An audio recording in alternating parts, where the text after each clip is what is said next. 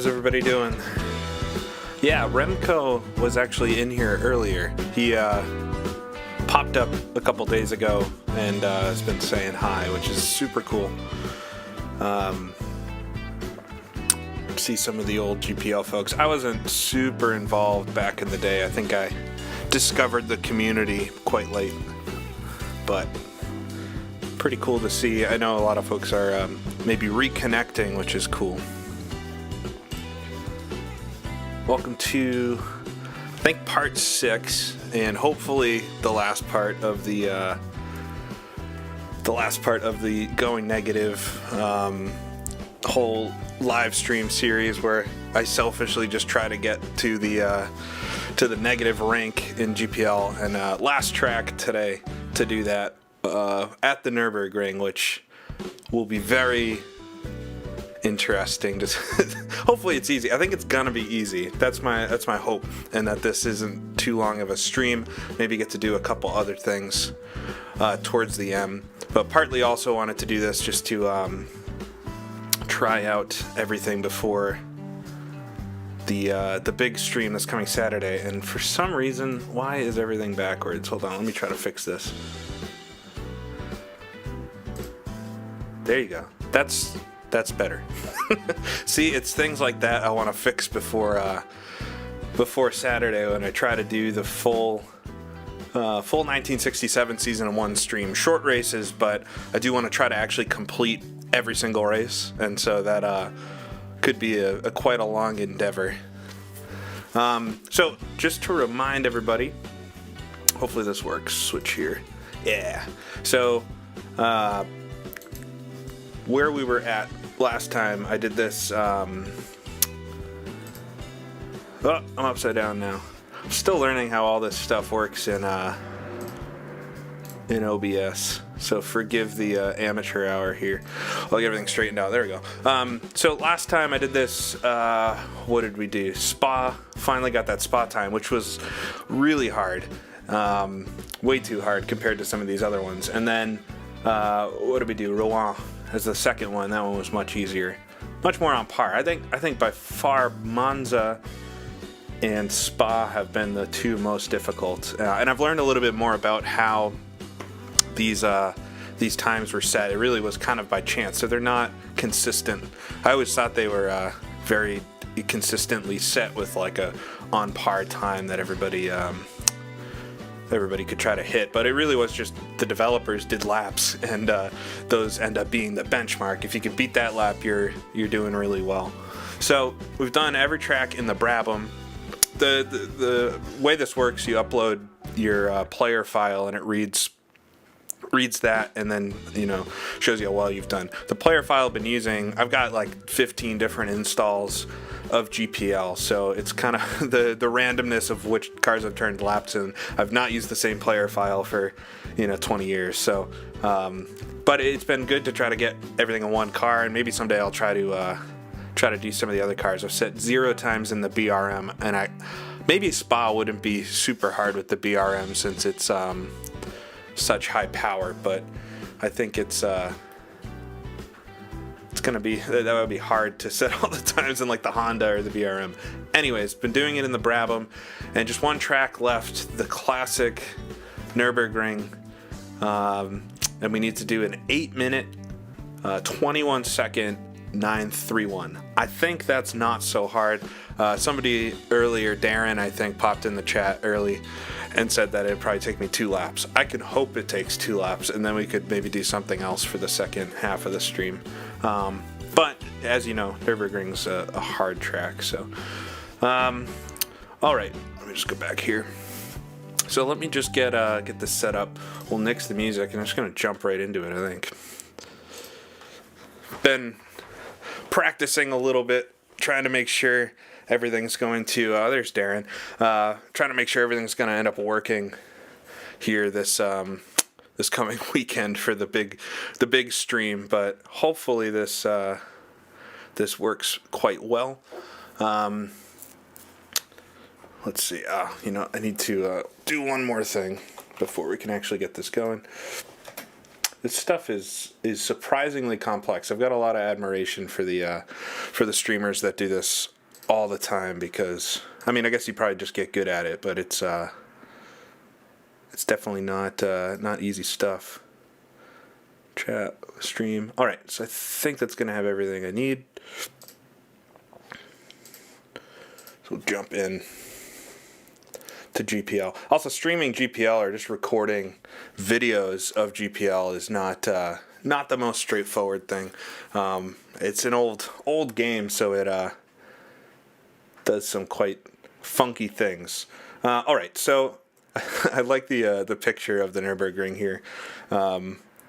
They used a Cooper, I guess, going over one of the humps. This is, the default Grand Prix Legends. This is my plain install, and I've been using this to do all of the rank stuff since I just kind of want to do it vanilla. No chance that any mods or anything are getting in the way.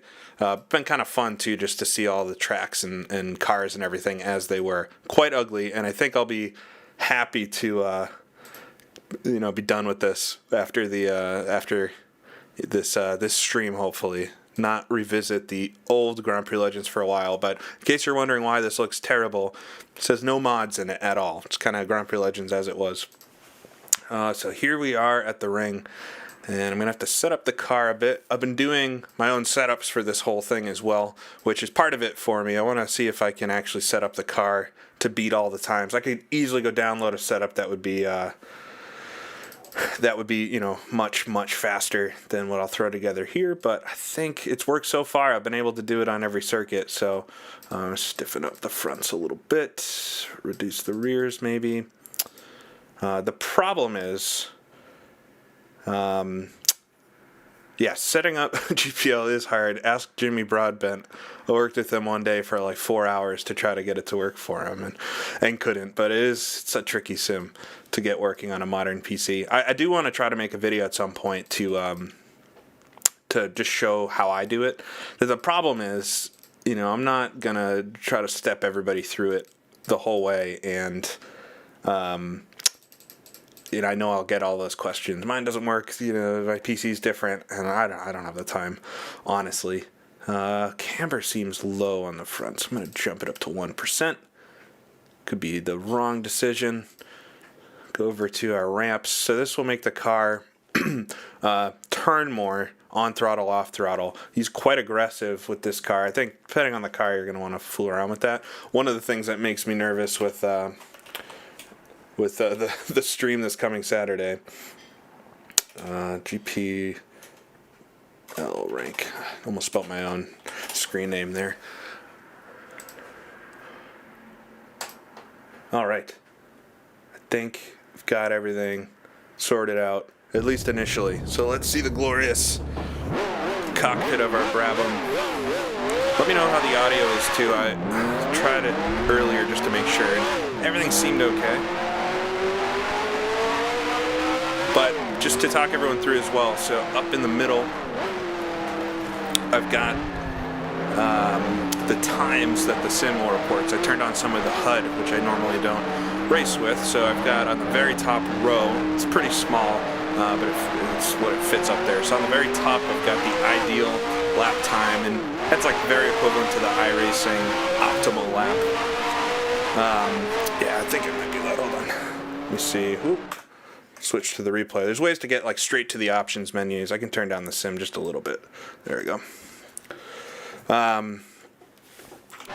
right. So what was I talking about? So the top graph. So we got the ideal lap time at the very top. So that's how fast I've gone through each sector. Each time, the best, and it compiles basically your perfect lap based on that as I very clumsily get around here.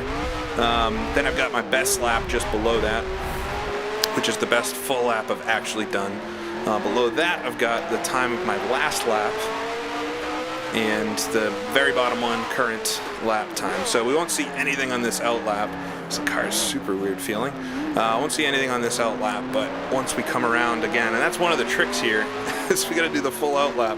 There is a tool called the Ring Trainer, which I could set up to make it, make me start maybe on the back straightaway. Hold on.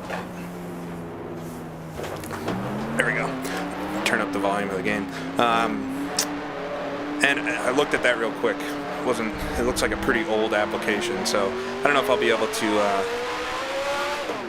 get that working. Hopefully I won't need it. I'm optimistic that this will just be a couple laps. The car feels very sensitive. Might be too aggressive on the old ramps there. It is amazing how recognizable this is, you know, for such an old sim. Yeah, I think it wouldn't take anybody too long at Nose Racing to figure out that this is the Nordschleife.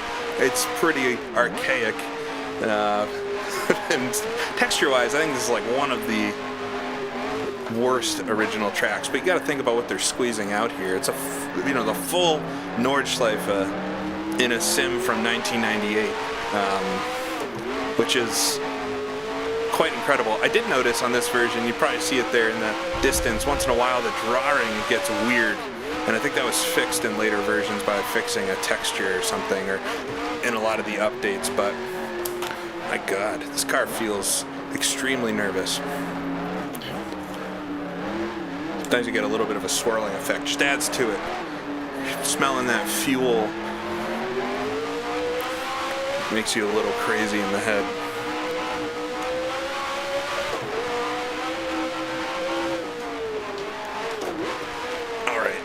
It's been funny too, so I've got the webcam set up and thought it might be fun to use in a live stream like this, but just testing it out, making sure everything works. It's the first time I've ever seen myself do racing, and I make some weird faces, so please feel free to make fun of me. Don't need to be too serious here. I also am not going to be able to read the comments nearly as well as I normally would. There's not too much space here to look down, and I want to concentrate on this, try to get this banged out pretty quick. I'm on an outlap right now, so there's no reason to go super fast yet. Just want to get the tires up to 10, make sure the car feels good.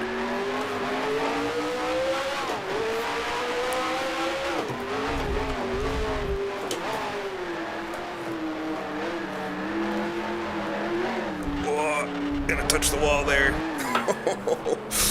That's no good. See if the car feels okay. I'm still early enough in my outlap that I could reset the car. You are allowed to reset the car in time trial mode, which is what I'm doing. But I think it's probably all right.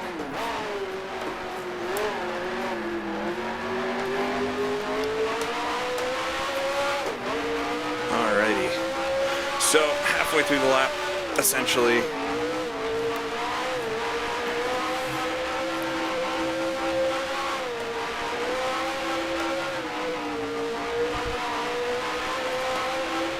So we'll work our way up the hill here. This part is super sketchy in any car that doesn't have downforce.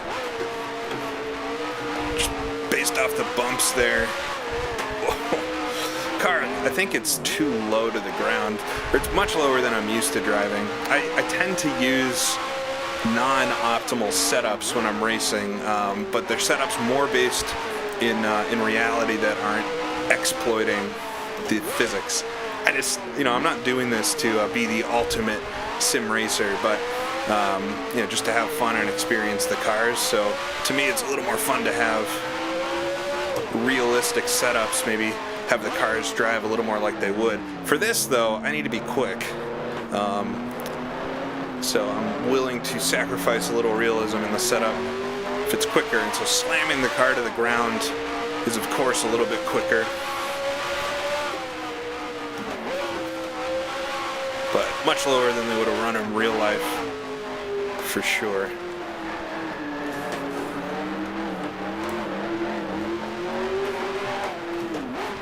Jimmy's probably asleep by now, I'd imagine. I think the other day ruined him.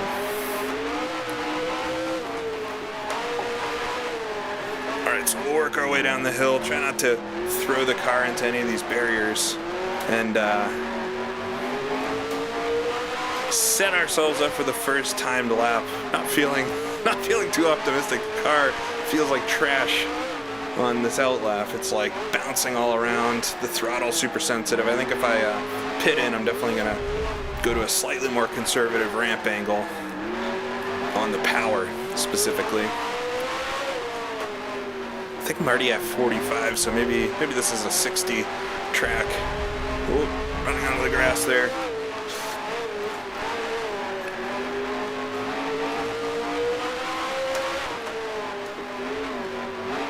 I've also been playing a ton of Assetto Corsa, and so GPL feels a little weird, but I'm going to try to stick to GPL for the rest of the week, just so I'm in a good spot on Saturday. If you haven't seen the other video I did, a lot of air there. I'll be doing a full 67 season this coming Saturday, starting at 10 a.m. Eastern U.S. time. I'm going to be trying to go through all the way from Kyalami to Mexico, 11 races, all in one stream, and at the beginning of the stream we'll have everybody pick what car I'm going to race, which is terrifying, because I've definitely raced some of these cars more than the others, but that should make it interesting. And I know I got a lot of flack over the years for not finishing seasons quickly, so I figured why not do one all in one stream, and I can shut up everybody about that. Alright, coming onto the straightaway. Get it up the gears. I won't be doing it historic. I'm going to use the GPL 67X, like the V2 physics mod, but I've got a generic car set. To run a whole championship, I'm just going to use the in-sim championship mode. I'll fictionalize a little bit. Still up in the air. I'd be curious if folks want me to do Bugatti or Rouen for the French Grand Prix. Might do Bugatti, Rouen. Might do Rouen, just because it's just a fun championship. Alright, but I'm going to concentrate on this now. So coming to the end of the lap.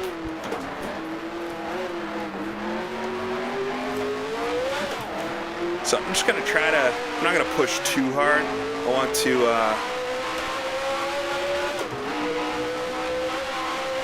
try to just get a good lap here.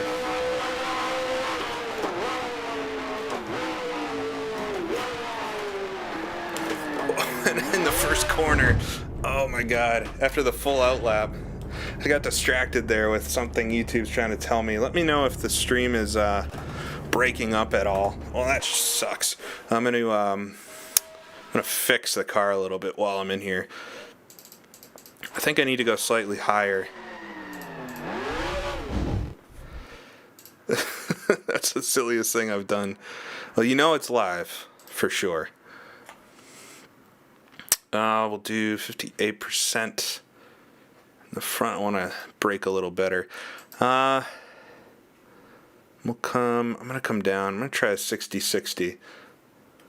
Yeah, no, I totally just killed T1. I got distracted. YouTube's telling me that something is screwing up my stream, but let me know if that's the case. I think it should be fine. Alright, we'll set another out lap. Hopefully everything's a little better this time. Yeah, it might have been a temporary thing for a second. Maybe my computer was doing an update.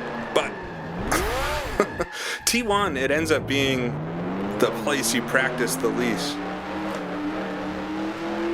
Because you never come to it at full speed. So you kind of have to, unless you start doing a ton of laps, sequential laps, you never take T1 at the right speed.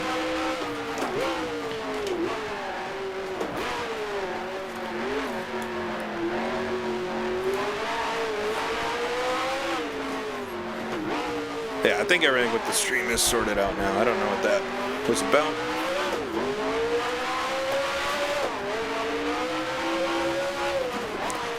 But already the car feels better with the couple of changes. So I made the ramp angles up to 60-60, which should mean the car is not going to be as sensitive off throttle or on throttle, but it seemed a little crazy before. Also, it's just warming up. Did that on purpose, I'll say.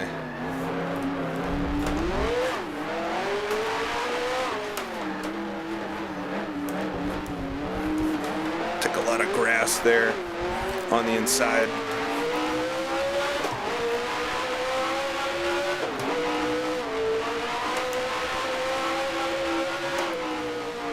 Go over the Flugplatz. I've been told that that's not actually the Flugplatz, which is confusing to me since that's the corner where you fly. And the sign, I think the reason I think it's the Flugplatz is one, means the flying place, and two, the sign on the side of the track says Flugplatz. So I'm not sure what kind of joke the Papyrus devs were pulling, but that's why I've always thought that was the Flugplatz. Come through Nurburgring, then down the hill.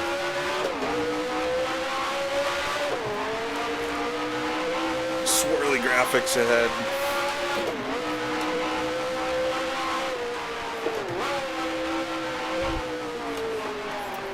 Car gets a little weird down there. It's easy to go too fast, bottom out, and just spin.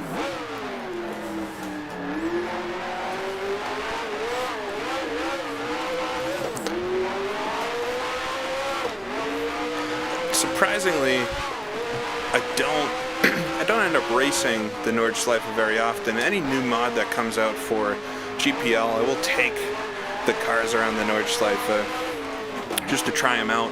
But racing here, I mean, I think everybody says this, it's not a great racetrack. It's good. It's a good lapping circuit, an amazing lap to do. Racing-wise, I mean, there's no room to pass.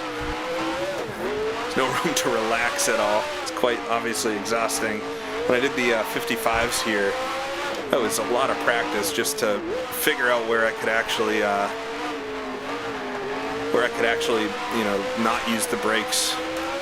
Make sure the car actually got through the lap. Ended up being a little easier than I originally thought it was going to be to do the 55s. In the end,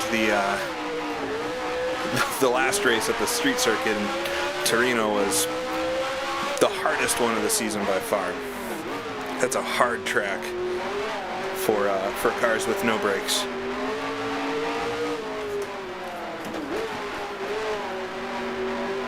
Right, work our way up the hill then.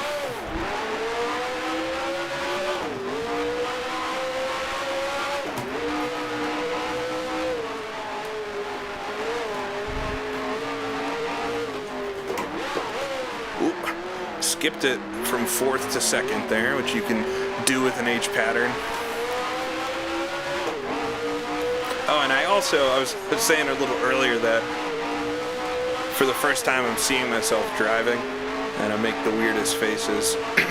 But I also saw that I lean a little bit, so you're all gonna just have to get used to that if whenever I do these live streams. Yeah, I've been you know, based off the videos I've been posting, wouldn't be hard to tell, but I've also, you know, been racing a ton of Assetto Corsa, trying out all the different historical mods that sim has, and I've been getting a lot of requests to try to do the pre-war cars. I did those 1923 cars in my most recent video, but the 37s, I think, is what everybody wants to see around Donington Park, which so many people have already done a video for that track. I don't feel like I need to, but my God, those cars are probably the hardest things to drive, specifically the Auto Union or the Mercedes-Benz 125. The horsepower to grip ratio, never mind the weight, it's just unreal. No brakes. I mean, everybody's that plays Assetto Corsa has tried those cars, but unreal stuff. If they're anything like that in real life, those guys were definitely special in a few ways.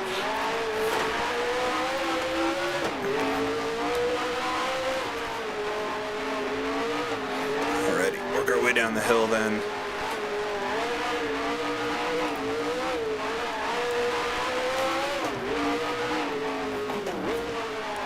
Yeah, and I've actually, so there's, I mean, a bunch of cars for the 37 mod. They're all, the biggest problem with Assetto Corsa is the lack of, you know, organized content. There's some good stuff out there, and a race department does an alright job, but when you're talking classic stuff, it's like all over the board if you're going to get something that's legit and actually put together or just thrown together super quick. So yeah, there's a lot out there for that stuff, but in the end there's only a couple cars really worth sinking your teeth into, and oh my god, running all over the place. Yeah, I think definitely will try to do something on that at some point, but also getting the AI to cooperate is nearly impossible, and I'm not one to do, as I'm doing a live stream, to do hot laps, but I don't typically do like a hot lap video. Might bring back my test drive videos I was doing, take a look at one of the 37 Grand Prix cars or something. I don't know. Lots of ideas. Alright, so coming to the end of the lap this time. Hopefully, I might just take T1 a little conservative. It's a lap you gotta make around the Nordschleife, not a few corners, so you can give up some places if you feel confident enough to take it in others. I have no idea. I really don't know how fast I need to go to get this time. I need to do an 8:20, but I don't, relative to how much I can push this car, I don't know if that's going to be quick or not. So we'll see. Up to 5th gear. Hopefully we're not topping out too early. Go over the crest. Just let off the throttle there a little bit. You don't want to over rev the engine too much.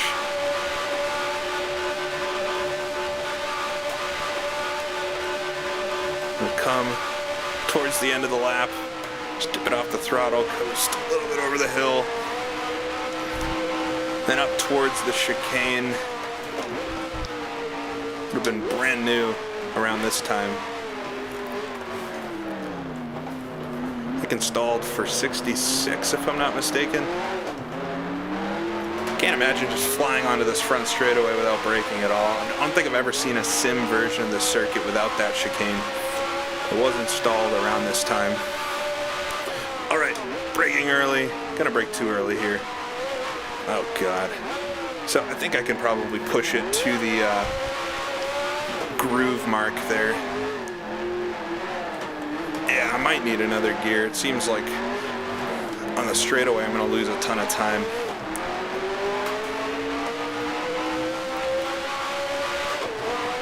But it's nice to have all of the gears. If I'm getting up to 5th here though, it's probably not tall enough overall. Understeer a lot there.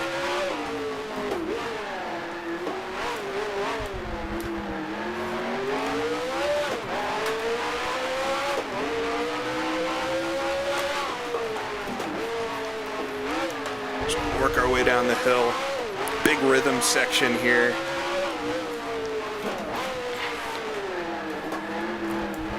Just try to get the car pointed in the right direction.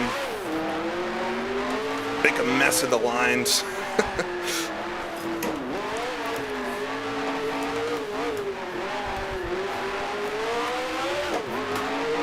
Try to get the throttle down. Medium speed corners, I think, are the hardest in these old cars because you sit in them. The setup I have on now feels like I go to understeer fairly quickly. A lot of air. The car absolutely launching there into the fluke plots.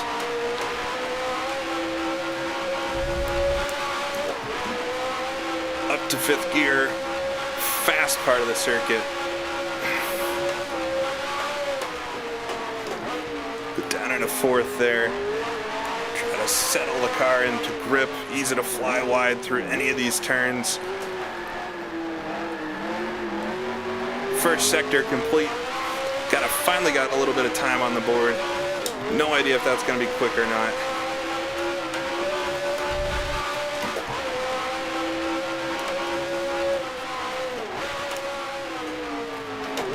Down to 3rd. Just kind of downshifting all the way up to Ardenauer here. First gear, just a lot of understeer in the car right now. Once the tires have come up to temp here, kind of wishing I kept the ramp angles where they were.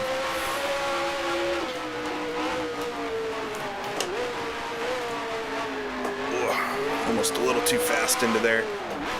Making a mess out of the corners here. Oh, I gotta touch the rear end there. Luckily, we don't gotta worry about like touching the edge of the circuit and having it discount the lap. We're really just concerned about damage here and getting down the hill quick. I find this part of the circuit very challenging in these cars. Pick up a lot of speed going down the hill, sometimes very easy to overdo it.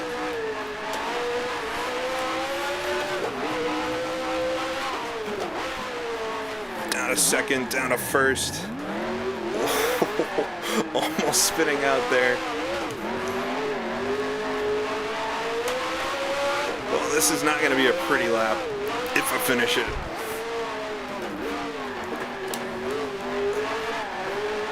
Try not to run wide there this time. I'll head up the hill.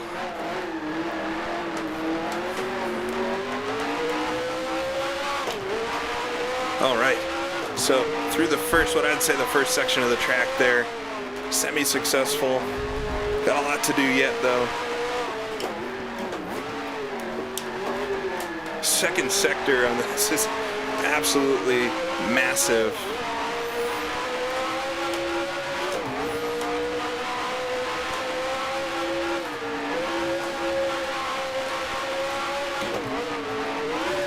Oh, car getting very sideways. Somehow saving that. See the fear through my eyes. That was bad. Car was all over the place. Try to collect it, just get right back on it.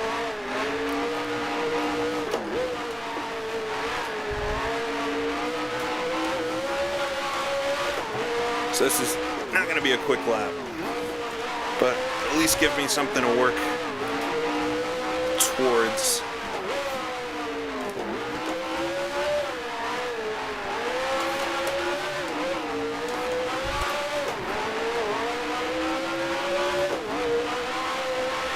Point it towards the pine tree here, down to second, down to first. Slower than you think you need to get into the carousel so you don't pop out of it.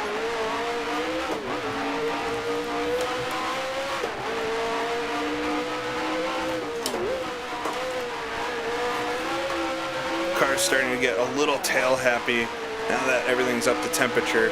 Hopefully, however this run ends, I don't knock any wheels off because I won't be able to see the temperature of them.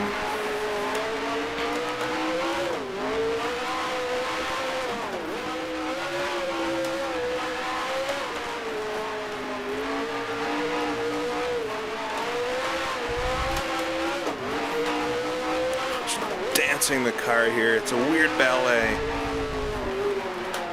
Oh, very slow on the exit there. Just ran wide and cannot put any power into it when you do that.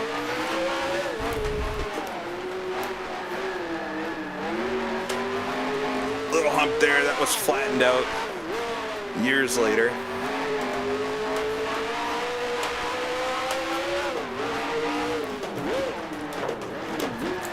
Getting mixed up with my gears there.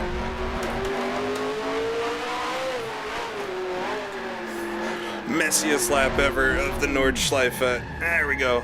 Spinning it out. Oh, but not hitting anything somehow. So we'll continue on. Kind of a throwaway, this one. Need to slow down a bit and just get a little more smooth.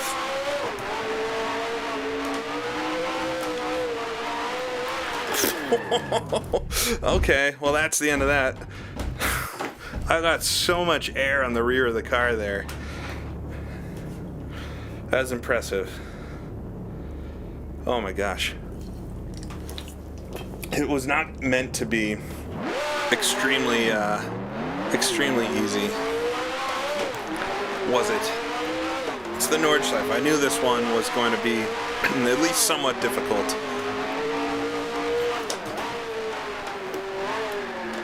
Oh, I gotta remember, got cold tires again.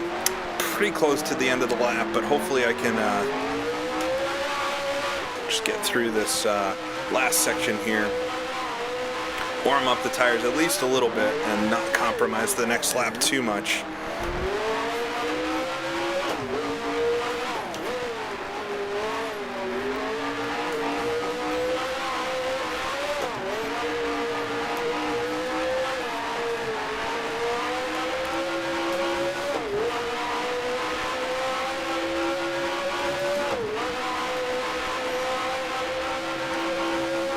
Yeah, and if I do pit again, next time I crash out, if there's a next time, hopefully not, I'll lengthen the gears just a little bit. I'm doing a little too much switching right now. The car's just topped out in 5th gear there.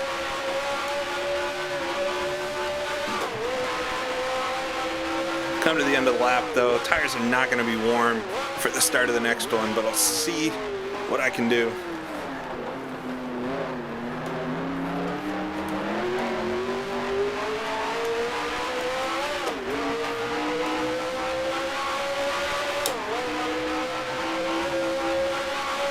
Alright, that was an 8:53 with all of that. An 8:53. Okay. 20 seconds off or 30 seconds off, but I stopped there for at least 10. Crashed a couple times, spun out, went off the track 100 times. Surely I've got 30 seconds in it over an 8-minute lap.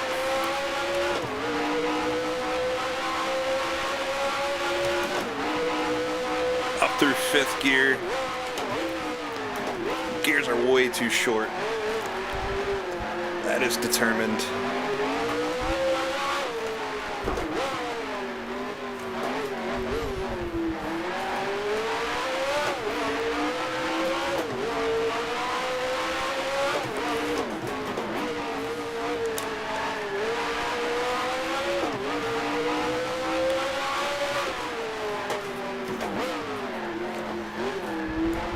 Try to nip the apexes. You can use a lot of the dirt on the inside to help you turn.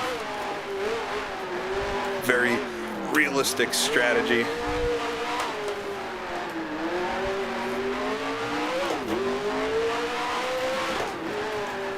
Down to 1st gear. Just try to tiptoe it through these corners. Get the throttle down. That felt like it was semi-decent.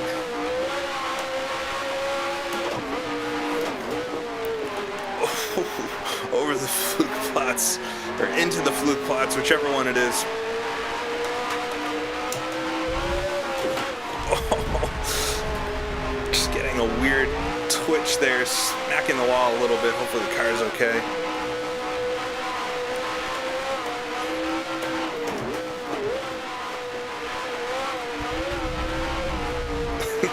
Taking the cut line there. I'm a little bit all over the place tonight. These cars drive very differently with the default setups on.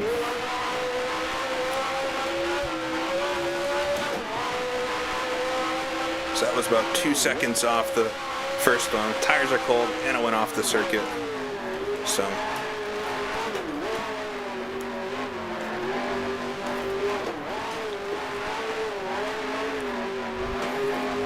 just nipping the berm on the inside.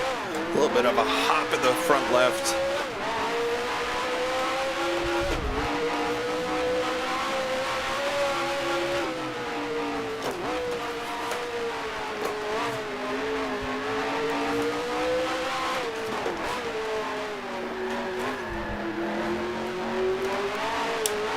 Tiptoe it through here. I'll head down the hill. 1st gear.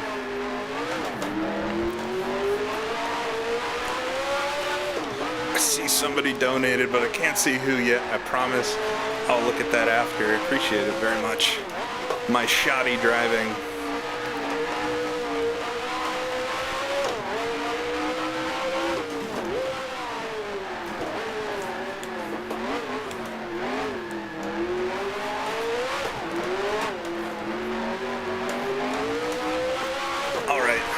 So, I don't think the first sector was a little slow. Oh, just try not to go too fast here. The car feels like it wants to pivot too much. I just kind of bobble back and forth. I don't know if you're able to tell on the video, but going through the corners, can't quite get the balance to smoothen out. The car just wants to kind of seesaw.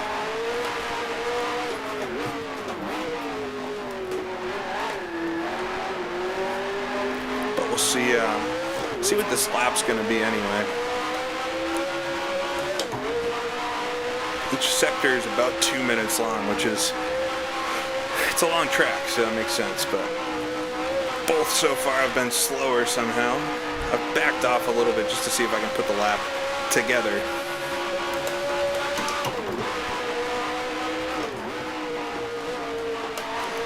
Backed off way too early there.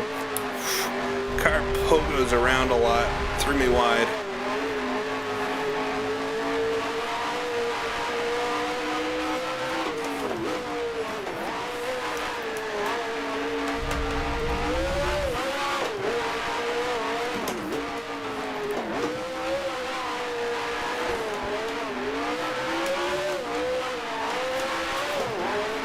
Just not able to get too smooth.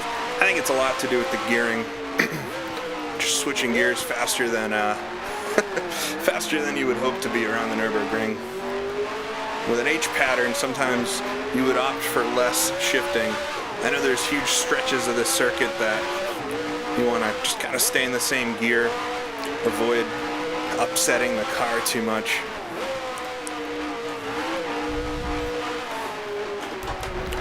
Cut through the grass there. It's a fair line, right?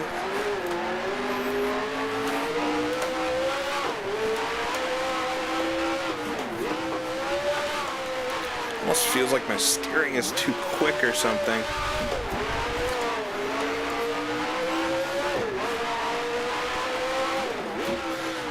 I think about this video a lot, or it's a scene from the movie Champions Forever, which, if you haven't seen it, I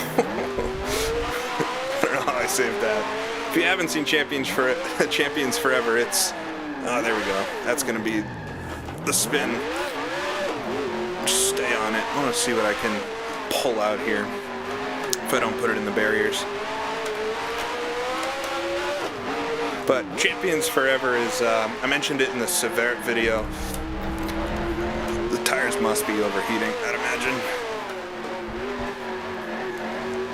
But it follows the F1 73 season. Highly recommended documentary. But skip the first 2 minutes, unless you want to see some pretty gruesome stuff. There we go. Just worried about that one this time. So this car needs a major re-gearing. But anyways, I want to finish this thought. The movie, there's a scene where Jackie Stewart, or Francois Severt, is describing how he drove when he came to F1, and talks about how Jackie's mentoring him, and he just talks about doing what I'm doing right now, just being uber aggressive and seesawing at the wheel. And Jackie told him, you know, you gotta have smoother inputs and can't always drive at 110%. And just reminds me of whenever I find myself just really working up a sweat here, just seesawing around the wheel, and it's not gonna make you quicker. So something is wrong with the car that's causing me to have to drive like that. So,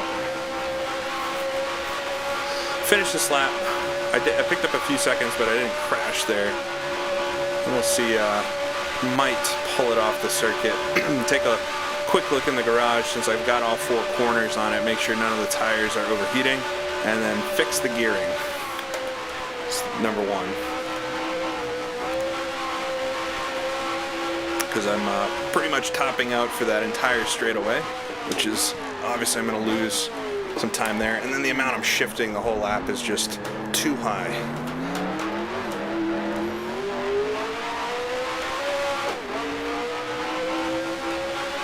We'll come across the line though at 8:30, so I'm 9 seconds off. I'm just going to drive this lap until it goes bad. Just because it takes such a long time to do an out lap, it's not worth throwing an opportunity away. But I do think the car needs a couple more changes before it will be ready for the ultimate speed.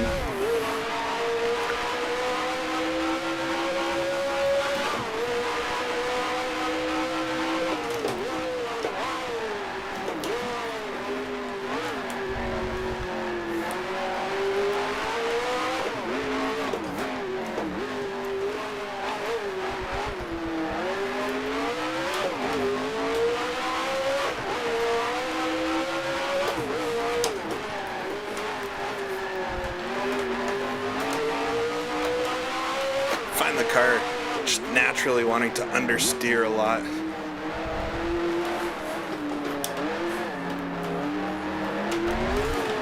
Alright. So, spun that one out. Car doesn't feel great though. Let's take a look. I want to see just real quick. Oh, Salaryman. Thanks for donating, man. It's very nice of you. Did it get stuck on the screen? I'll have to figure out the comments. I don't know. I don't know if it's a good thing to have them on the screen or not, but it feels like sometimes YouTube just deletes them. So it's, you know, you won't be able to see what I'm talking about with people later. Okay, so what do we got here? So the rear's much hotter than the fronts. I think the fronts aren't hot enough. Somebody remind me what the optimal tire degrees is for GPL, but I think those are not too bad. And the fronts need to come up in PSI as well as temperature.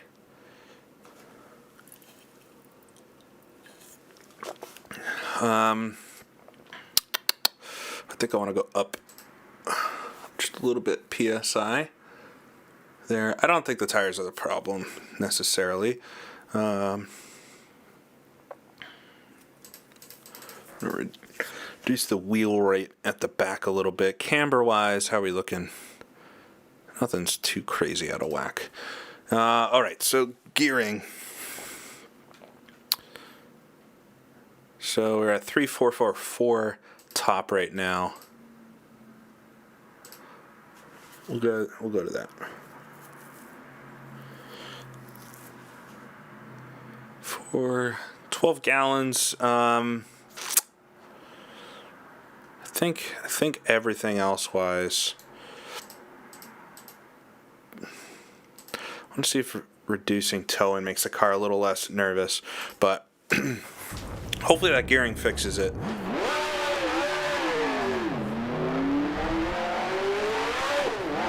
Just gets the car in a better spot gearing wise, where I can just go through sections without having to downshift or upshift every 2 seconds. Throwing it into the corner first wall. You know. It's not GPL unless you rock it off the track in the first corner. It's going to be an interesting stream on Saturday. And for those that weren't here at the beginning or haven't seen the other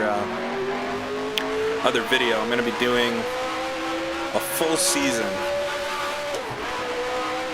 on Saturday, this coming Saturday, starting at 10 a.m. Eastern U.S. time. I'm going to try to go all the way from Kyalami to Mexico. Watkins Glen second last race. But do all 11 Grand Prix, one stream. I think I'm going to have to qualify for races and everything as well. But yeah, it should be interesting. I think I'm going to do the short distance Grand Prix. So I'm cheating a little bit, but it would be a long stream otherwise. Maybe save it someday. Maybe I'll do the long version. But even then, short Grand Prix with a little bit of practice qualifying. I'm not going to know what car I'm doing until the start of the stream. We'll have everybody vote. So quite possible each race takes at least 30, 45 minutes to do. So I think we're in it for a solid 6, 7, 8 hours to do the full season. But it should be fun. I'm also going to try to, I haven't decided on the exact rules yet for crashing and restarting. I would like to get to the end of every Grand Prix. If I crash or get taken out with 1 lap to go, will I restart? I don't know yet. I think naturally you would have some Grand Prix you don't finish in real life. The AI certainly won't finish every race, so figure out a sympathy DNF, but would like to get to the end of every race. And ultimately, depending on the car that people give me, see if I can win the championship.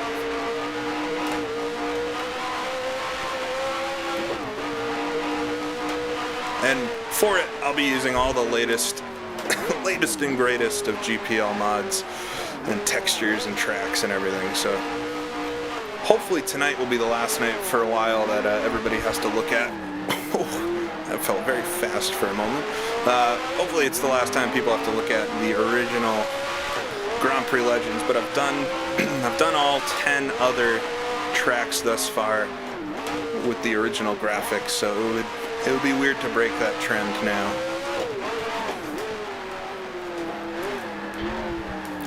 Gearing does feel better. It's longer for sure. Whoa, that felt weird.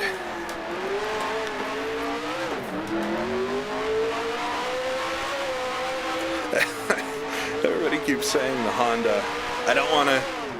I'm not going to say which one I would prefer because that will sway the vote probably in the opposite direction. I've raced all of the cars. I'm going to be using the 67X mod, so it's going to have the McLaren in it as well. Uh-oh. Did I hit anything? The wheel, I don't know if you'll be able to tell, but the wheel is sideways. I think I might have nipped that inside wall, but the car didn't react to it.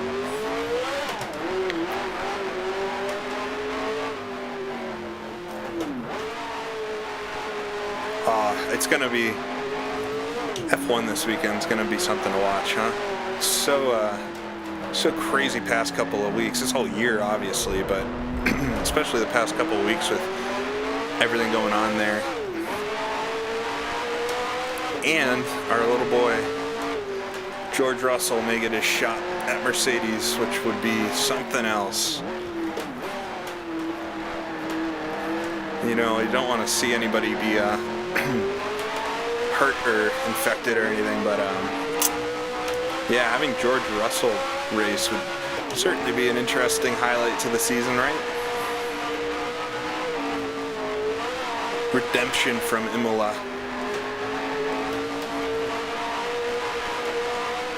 So the car's gears are definitely longer. I'm sitting in 4th now, but it feels slow to accelerate, which I guess goes hand in hand, but not necessarily something I want in my car.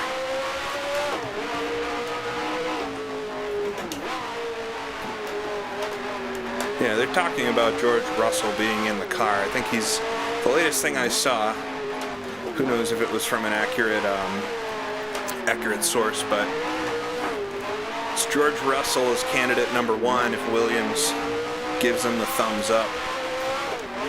And then Stoffel, the Waffle, Van Dorn, I think having the backup slot if the first choice doesn't work out.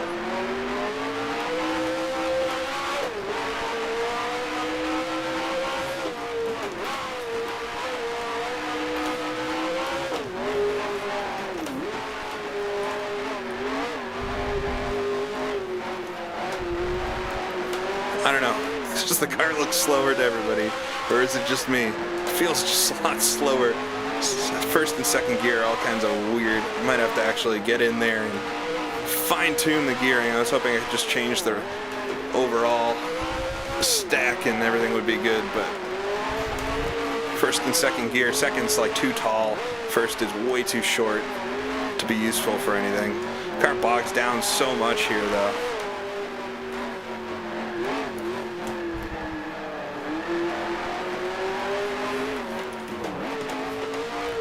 First, I shift down to first and I'm already at 5,000 or 6,000.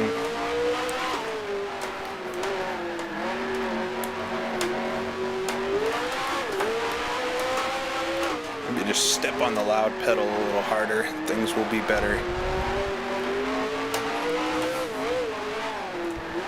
Oh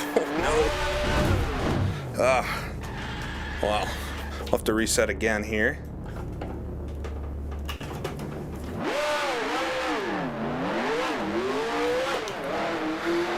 Luckily not on a timed lap yet, but the green hell is living up to its namesake for sure. So easy to get too much air over the top of the hill there.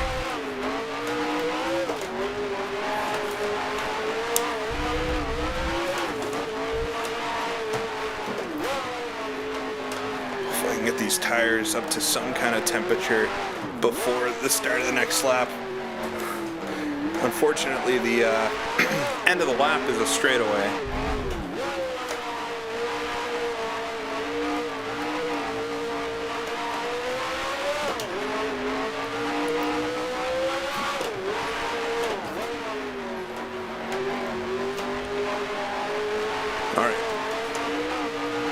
Come on to the straightaway. Eager to see how much faster the car is down here this time.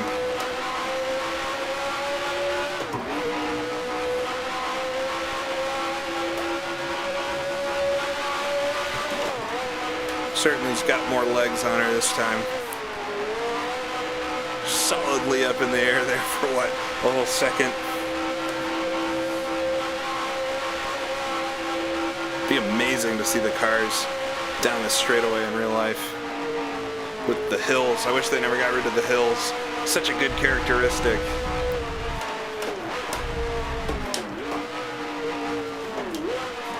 All right,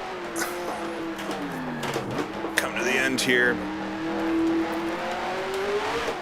See if I can put it together, not butcher the first corner, just get a solid lap in. I don't think it's going to take anything too wild, but it's a hard track to get this car around. Slightly cold tires still.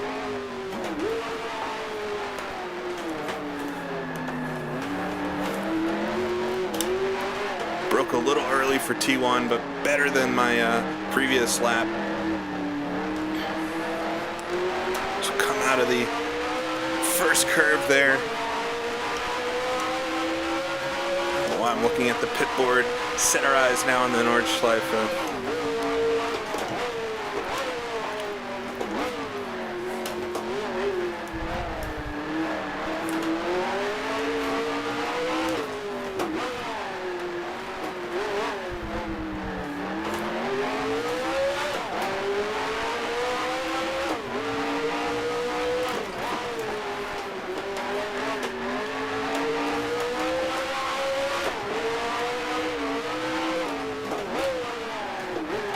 First gear.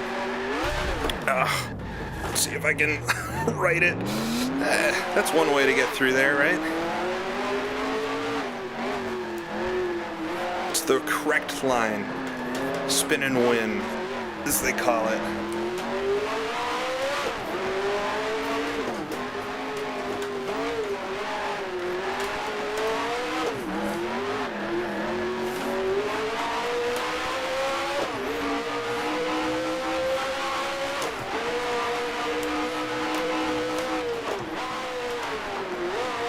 Not sure why I went down to third there.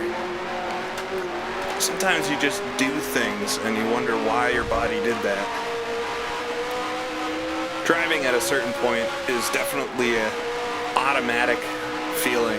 You know, you don't process, oh, I need to correct the car now. You just kind of do it. Muscle memory, but sometimes you just do things you don't need to do. Second gear here. I still don't like the gearing, and I only lost about a second off my optimal time through sector 1 with a little bit of a spin, a flourish as they would call it.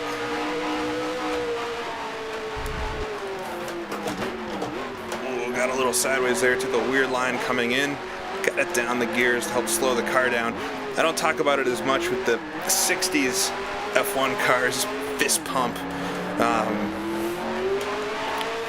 You still need to use the engine to brake quite a lot.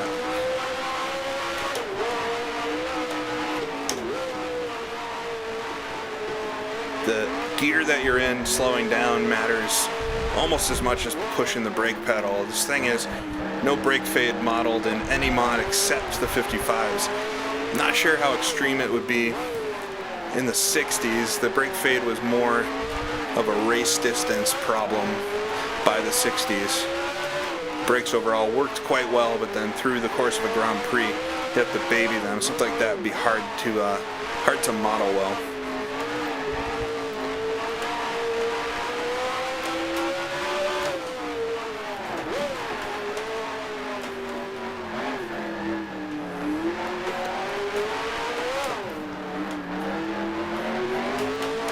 So I don't think this lap's going to do it, considering I was facing backwards there, even if it was for a half a second.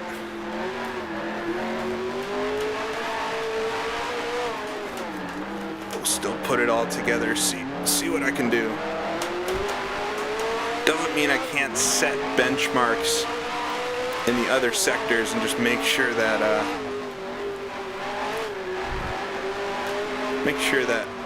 I can go quick with the car the way it is.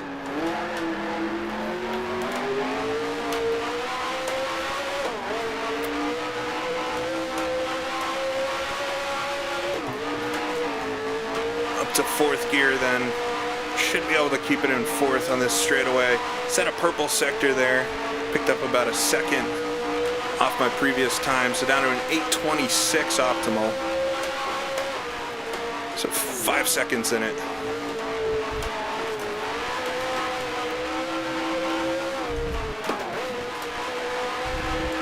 Drift the car through the corners. GPL sometimes feels a little more like a drift simulator than a racing simulator.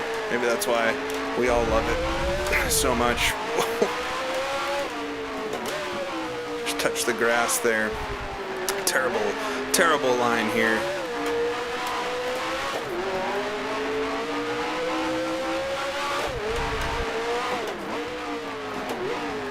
Down to first gear.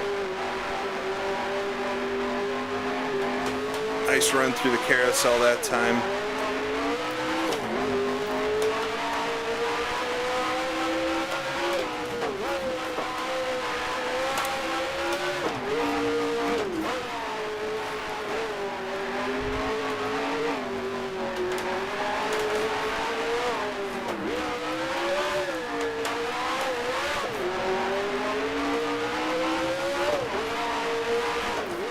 I think I put 4 laps of fuel in the car, which is probably too much, considering most of these runs I'm only getting 2 or maybe 3 laps in with the out lap. Optimistically, I thought I'd be able to do many laps in a row.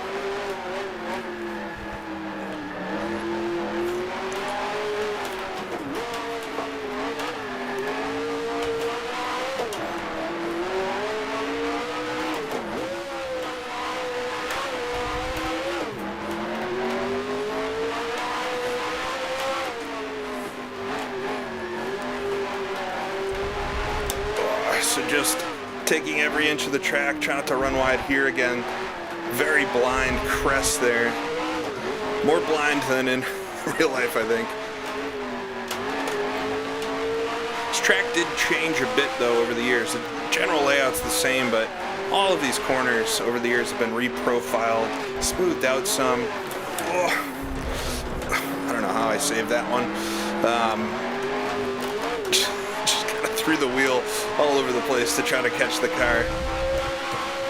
I still have the fist pump animation mapped to the top of the wheel, so I always nudge it.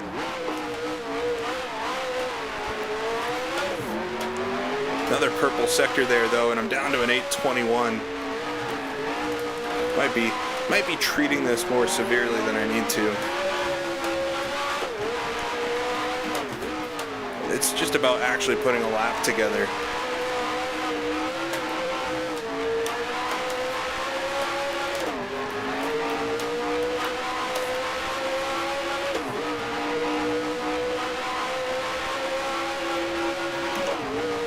Go up through 5th gear then. Take the one brake I've got on the circuit, although I need to make sure I don't do anything super silly over the hump.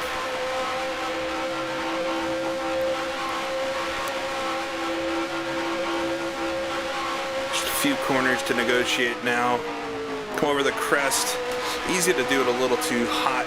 On a real fast lap, you can take that flat out, but not gonna try anything that extreme. Down to 1st gear. Keep it nice, nip and tuck. Come to the line. I don't know what this one's gonna be.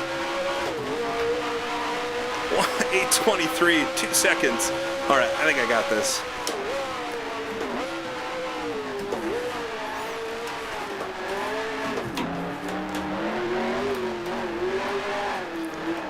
Just trying to put a smooth lap together.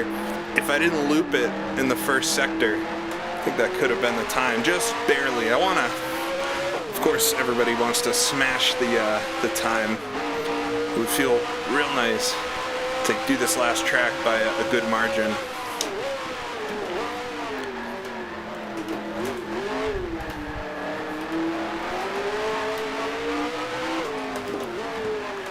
Just try to control the car well. Don't upset it too much, it won't upset you. Think ahead on the circuit. What corners are coming up? Gear do I need to be in?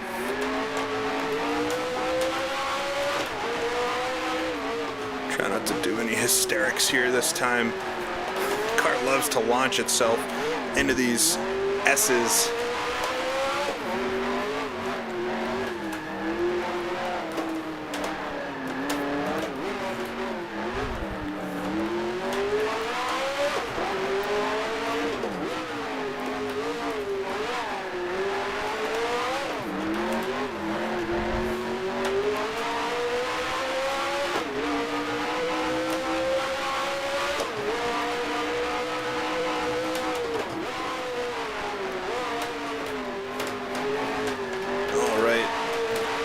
Through this first sector, should get that sector time pretty soon.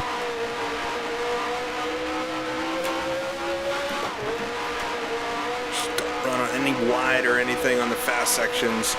Everything will be all right.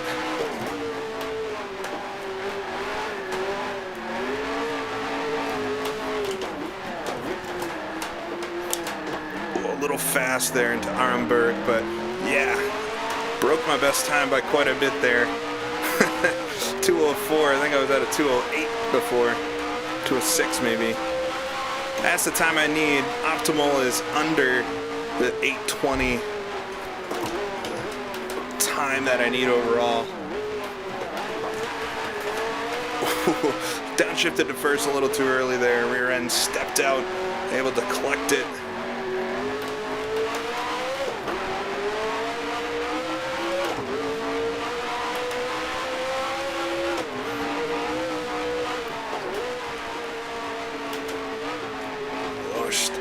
Kind of tentative there. Could wait a second longer to brake, but just don't want to do anything too wild. Ran a little wide.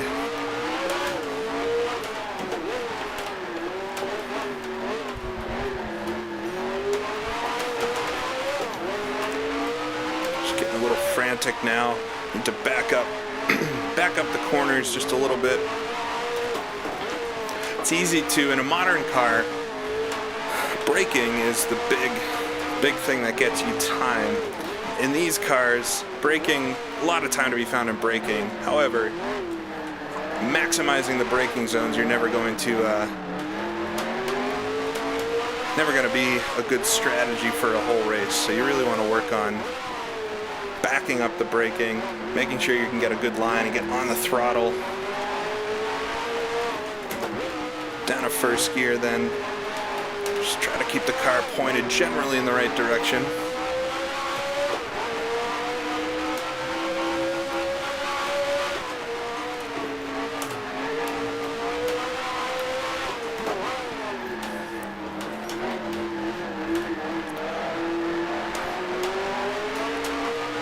Come to, I think, the end of the second sector up here. I think they literally just split the track into even parts. So a lot of the sector splits are in the middle of corners and weird places. Oh, no purple there, but just about at my optimal time. So we're on pace still.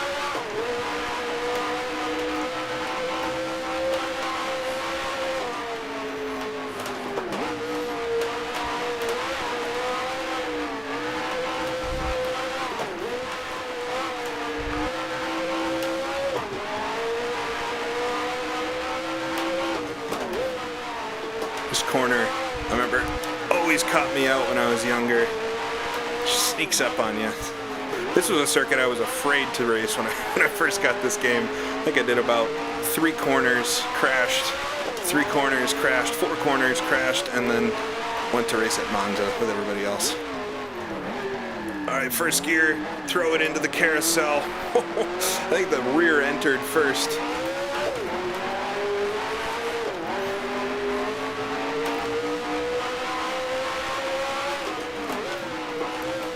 second gear then.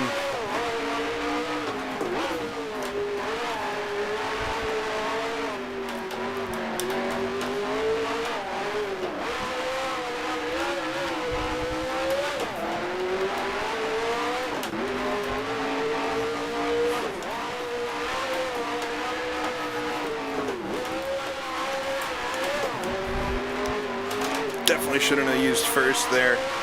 Would hurt the engine in real life. Concentrating hard though. Just want to finish this lap out. Generally quick lap here.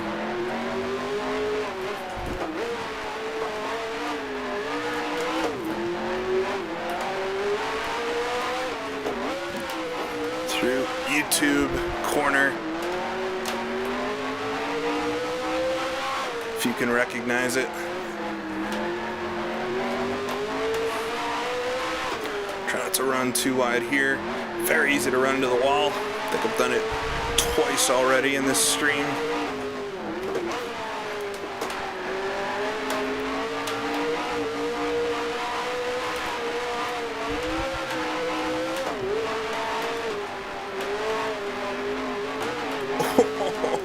I think I had 3 of the 4 wheels off the ground there. Broke another sector. Doesn't matter right now, just want to nudge it through these last few corners here.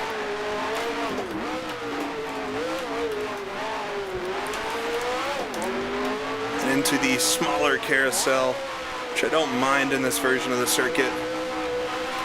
Car seems to want to take that line. Down to second.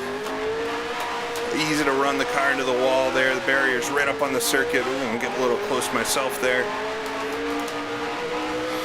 Oh, get the throttle onto the straightaway. So all I gotta do now is not think about the end of the lap too much and just do it how I've done it 100 times before. Big air down the straightaway. We'll do a conservative line here through this left-hander. Just nose it through. That'll be fast enough, I think. Coming down to the final bend, just heavy braking, make sure the car doesn't get away. Ooh, a little deeper than I wanted to. It's probably quicker. Quicker, honestly. All right. We'll come to the line then. I think this is it. 8:17.95, so that's well under the time that I needed at 8:29. 8:21.9. I think I was thinking it was an 8:20, so yeah, we got that one. The Nurburgring, and it's maybe easier than it should be. Benchmark lap has been beaten, and that does all of the 11 original circuits on the GPLRank. I think it deserves a little bit of a burnout here. Something you would never have seen in a car like this. I don't know who started doing burnouts. Probably NASCAR guys. I think Alex Zanardi was the first one to do it in an open-wheeled car.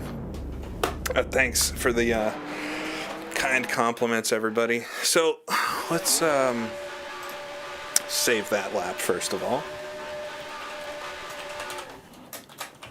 and I'll do what I've done for the rest of these. We'll see if I can back up enough to do a quick rundown. Salary man, that's super nice of you. Thank you for throwing in a little money there.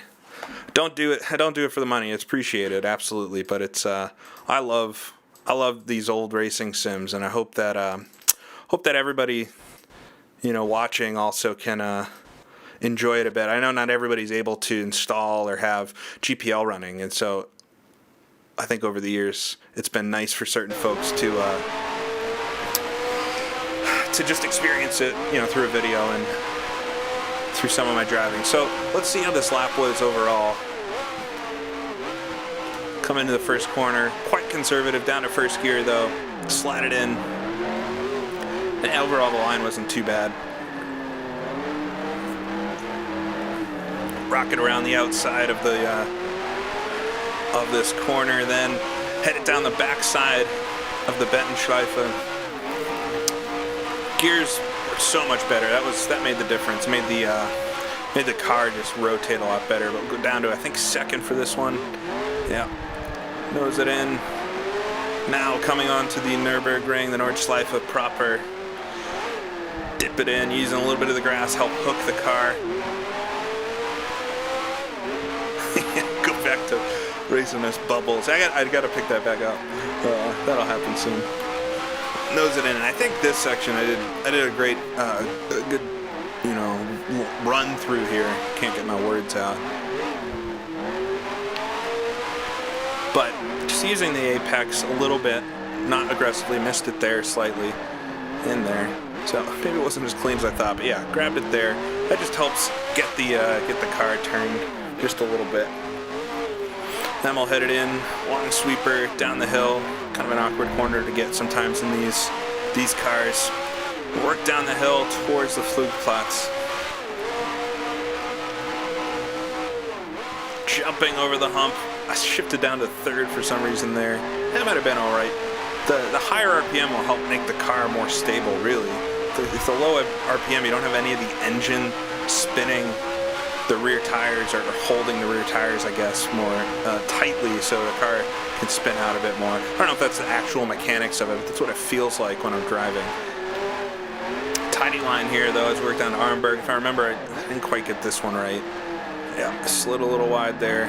Late on the entry. I was too far to the inside. Now I'll work down the hill. I think I'm going to do some more stuff after this. I think it's still relatively early. Only took me an hour to get this one. So we'll do a little more after looking at this lap here. Oh, just sliding through then.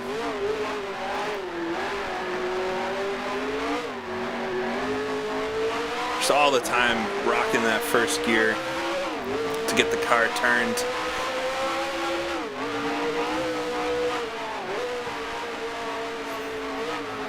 And I'll look at the, I must have done something where the donations stay on the screen forever. Well, I'll fix that. This is all the stuff I wanted to do the stream tonight to beat this lap, but then also get everything worked out for Saturday. Just coming down the hill though, so a little messy there. I think I realized I was overworking it a bit, so cool it down. Just let the car do the work. I mean, the section of this circuit with the rhythm of it is just good. This corner's a beautiful thing. Series of corners, really. Then work it down to the bottom of the hill, down a second, down a first. Don't get too close to the inside of that wall, jets out. Able to make a good pace there. We'll get to the bottom of the hill. Easy to run wide. The circuit's very narrow there. And work it up the hill. Almost can't see it from this view. Down to first gear though. Just wait to get on the throttle there. Make sure the car is not too light. When you hit the ground, you'll spin it out. Work it up the gear through. I think this is where Niki Lauda had his accident there.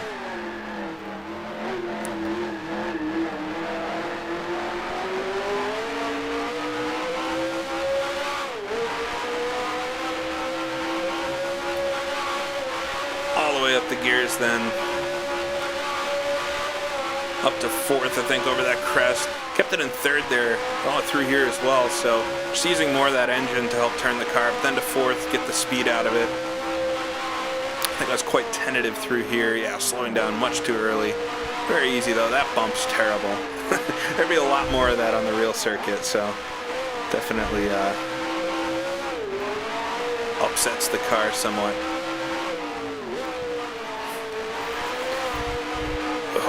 Quite aggressive on the inside of the circuit, but now get it down second, get it down to first, to work up towards the carousel. I'm interested to see the entry here because I think the rear of the car literally went into the carousel before the front did. Yeah, I think it slid up into that. Yeah, but then I was able to get a good amount of speed through there. It's a weird entry, but it worked. Now we'll work towards the end of the lap. I always think of the carousel. I think it is roughly halfway, but I always think of it as halfway through the circuit. A little late rotating there, coming over the crest though. Nice slide. Maybe didn't need to downshift there.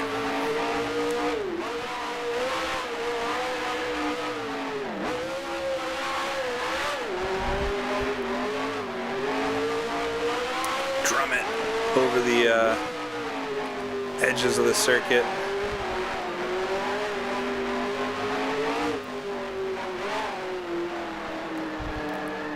Quite conservative, nervous about sliding out wide through any of these medium speed corners. Then over a little hump there. Down, first gear, second gear.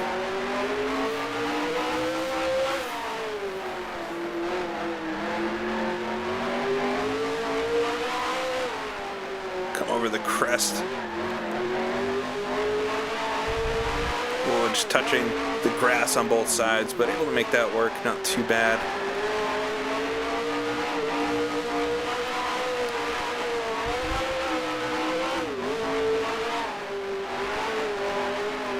Oh, and the car getting all kinds of air there. I think I got all 4 off. I thought I maybe just got the 3, but it really is weird depending on how you get off the ground and how the car wants to settle itself. If it will disturb it and spin yourself out, it's really easy to do. Feels somewhat to chance sometimes. Yeah, but then just ultra conservative now, is not doing anything fancy here. Rocket through the second carousel.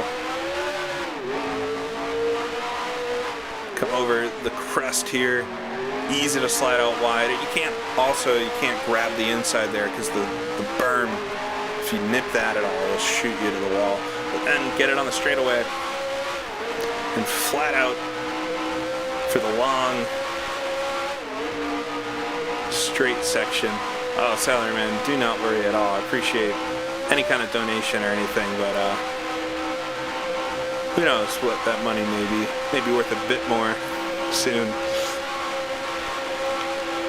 We'll work it up to the bridge. Just let off the throttle, no downshifts. You could maybe put it into 4th there, but it might spin the car. Then work towards the end. I broke quite a bit later than I was meaning to. I didn't have to do anything else here. Took a weird line on the way in, but you gotta go straight under the brakes. Oh, car getting all kinds of squirrely. Towards the line though to do that, what was that, an 8:17.95. So I feel accomplished with that one. So we'll jump out here. I'll get the time loaded up. Take a look at the overall GPLRank. Now I'm interested to see what I actually am. What I am in my rank time. So they give you overall a start a little music there, make it less awkward, but give it overall a number. So, and that's the thing everybody always used to put in their like signatures of their profile online.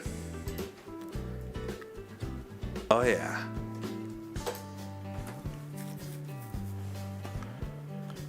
So I'll get this loaded.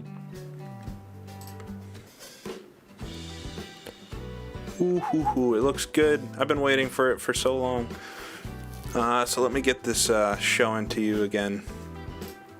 Finally, though, I'd never had the rank complete, so it feels real good to finally have it done.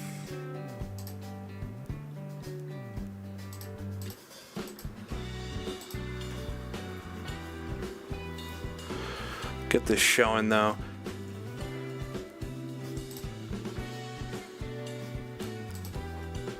All right, transition this over. So there we are, a complete Brabham, time slot for every track of the default GPL. I've got it down to a -9. I don't know if that's quick, but it feels good to have done it with all my own setups. Didn't cheat too much. Had about 70 crew chiefs helping me out the whole way, but feels good to have in. So this is what I'm gonna do. So I'm gonna take a quick break, and I'm gonna come back and do. I want to do a race. I want to do something just to try to get everything set up, make sure it's all working for the stream on Saturday. So I think because I'm gonna do Rouen on Saturday, I want to try. Maybe we'll do Bugatti. And just so I can test everything out and also have a fun race. And just like on Saturday, I'll let everybody pick the car that I'll drive, because I don't know which one will be best. So let me just get the poll set up real quick. But we'll enter in the default cars here that I could do. All right, so we got the Ferrari 312. We've got the Eagle T1G. We've got Cooper T81.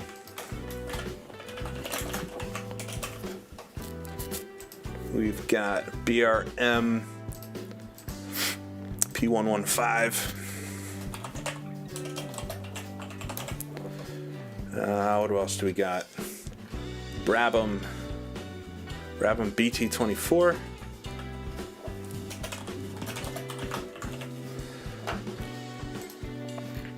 Lotus 49, of course. Can't forget that guy.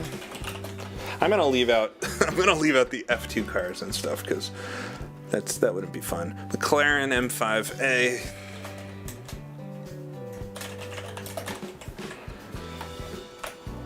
What's up, Nathan Michael? Thanks for popping in. And then lastly, the RA300 Honda. All right, so let me create this.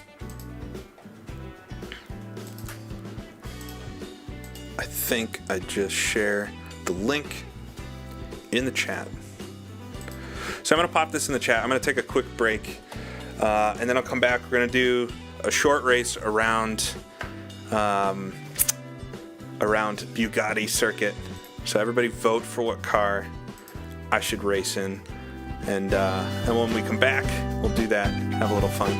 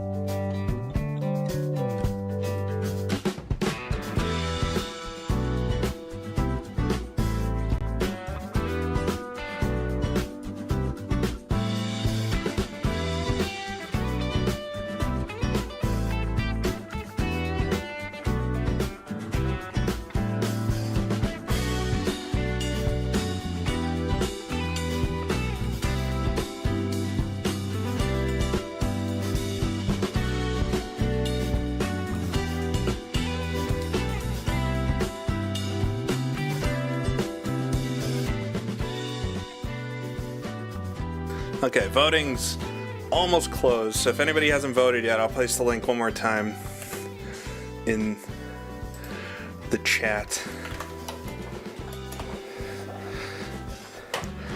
You got about 1 minute left to vote. God damn it, I see who's in the lead. Of course it is. This is what I'm worried about, that it's kind of a joke to try to win in some of these cars, and then everybody's gonna vote for the hardest one.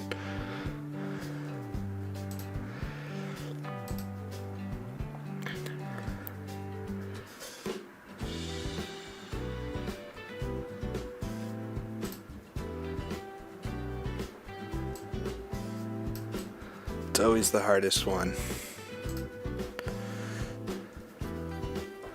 All right, so let's see what things are. Oh, and winning seven votes. I'm actually surprised the McLaren was up there as well. That one I actually raced that the least because that's not in the original GPL. So having that here is part of the 67X mod. Oh, and I need to refresh. Okay, nothing changed. So Honda, we're gonna do the Honda for the quick race here. Quick-ish race. It's gonna take about a half hour. Let me see if I can get the right season file loaded. So we're gonna do Le Mans Bugatti circuit, everybody's favorite 1967 track. We're going to be racing the Honda RA300 along with Mr. Surtees. And I guess overall see how it goes. But thought that would be fun to try out. All right, so and the chat's right over my face. I got to figure out the chat and all that stuff. All right, but let's get the music off and see how this is going to go.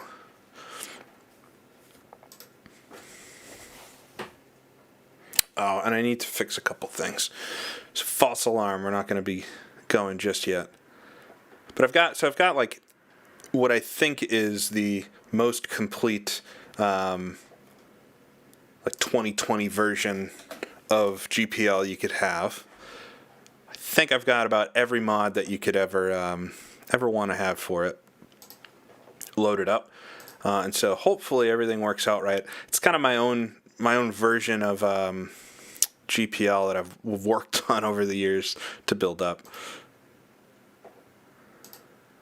But we'll see. All right, that should be everything. Just had to get rid of the time to the time that would be up on the screen. We don't need that anymore. And I hope everybody's got their favorite adult beverage. Now that the stress of trying to set a quick time is over, I can have a little fun. All right, so let's get in, see if everything's going to be working within the real GPL.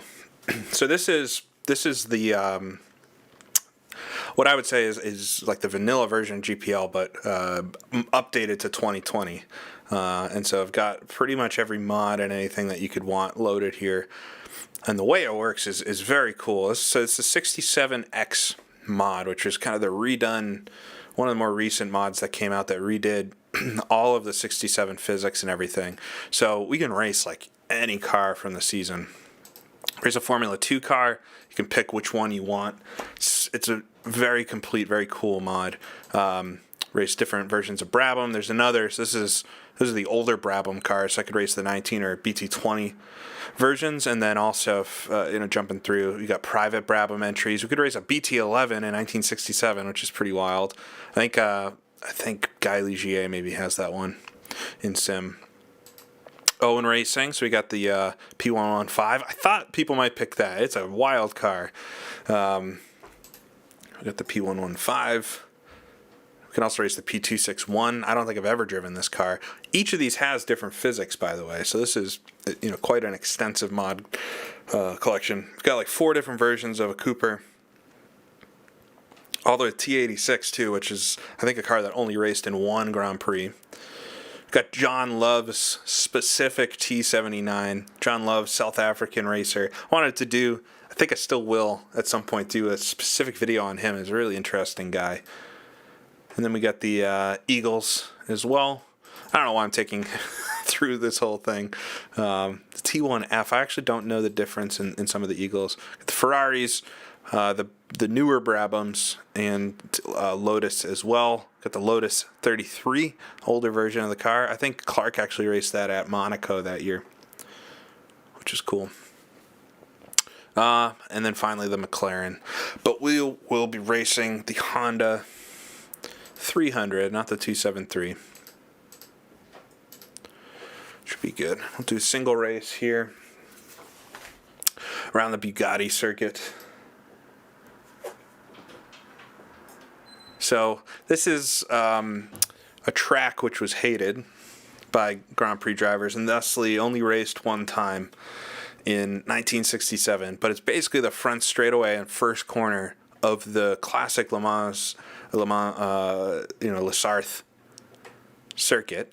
And then before it goes into the, what are those, the S's? I don't know what they were called back then, maybe the Dunlop S's. But before it goes there, it curves off into the short circuit. And it was really, honestly, by today's standards, I think this is a fine track. It's actually maybe a great track compared to some of the stuff we get today. But, if you compare this to a Spa and a Nurburgring and everything else that was raced in these days, it's clearly a more of an F2 track.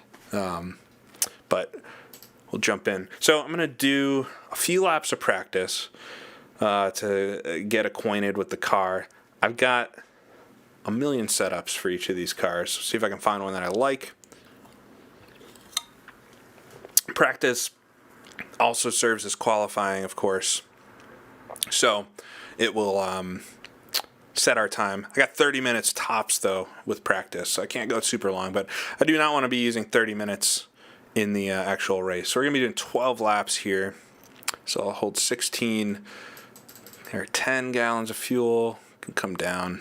I don't like to make it super tight. There's no reason to eke out that much of the car. But I'm actually going to load a setup. So I got a few setups. These FK ones I like a lot. Basically got a setup pack for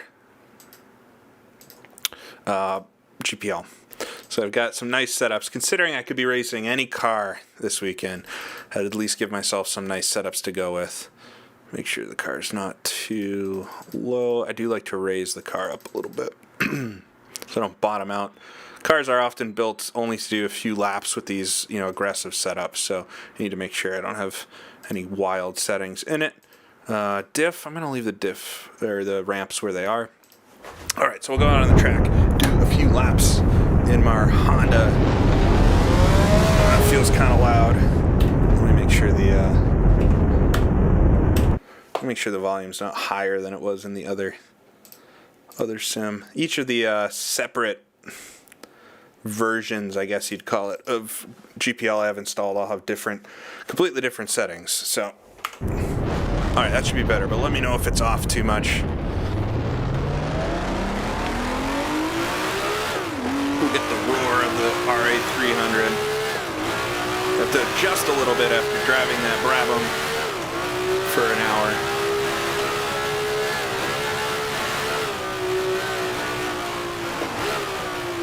Get it down the gears. Missed my gear there, which is almost a death sentence in a lot of these cars. Oh my god, she doesn't like turning, that's for sure.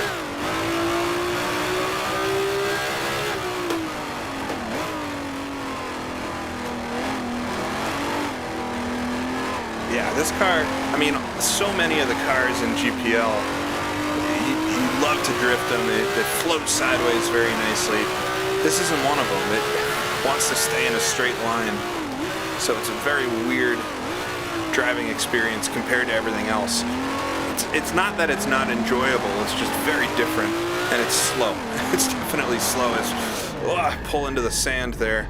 That's what I get for looking at the chat real quick. Just got an eagle coming. Try to avoid the very pixelated tree. Bugatti graphics, they're alright. They're not quite as nice as some of the other circuits. I think even the fake drivers have not liked racing here as much as many of the other circuits, so it's a bit neglected. I've heard rumors that at some point this circuit might get updated, but we'll really have to see.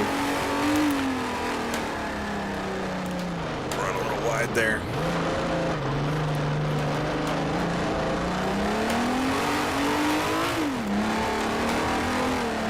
Love the massive SO man beside the circuit. What's there in real life too?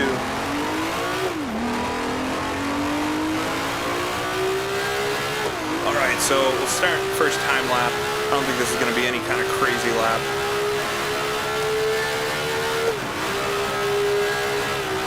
Jump it over the crest here. It is very cool to be racing an F1 car at the Le Mans circuit, even if it only is a small section of it. Down to first gear.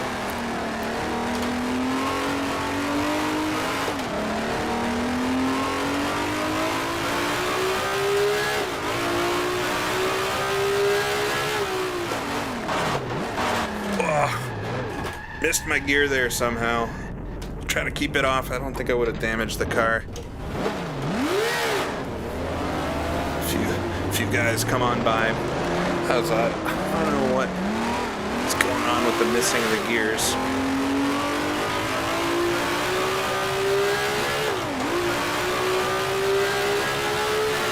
It's on the downshifts into second. I must be letting off the clutch too early. We got Denny Holm in front of us here. So this is a car set as well. It's going to be racing a full championship. I'm not going to do the historic cars. Since that's a different grid for every championship, you can't calculate, the points inside of GPL. That's why I do like the spreadsheets and everything for my full seasons. Oh my gosh.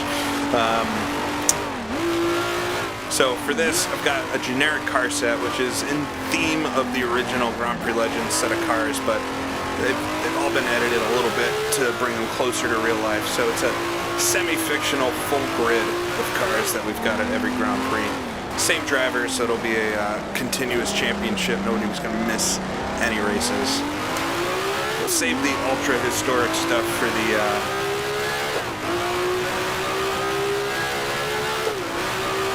save that for the Let's Play videos. So up to fifth gear then.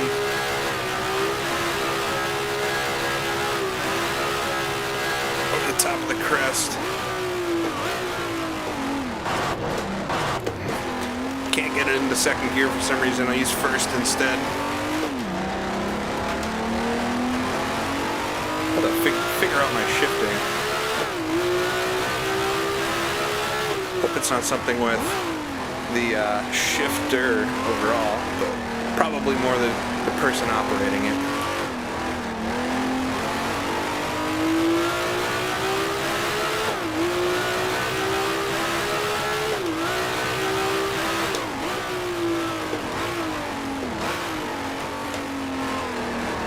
The track overall just doesn't have a great flow, because it's these long straightaways with hairpins at each end.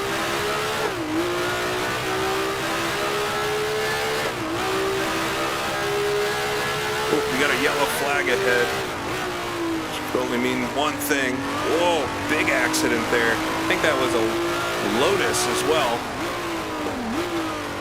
Wow, you don't see that often actually. I wonder what happened there.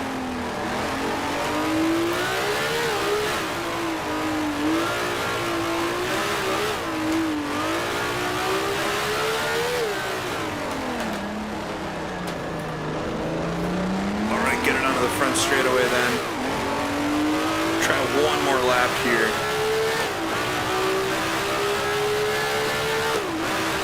Won't know our time until we complete the lap.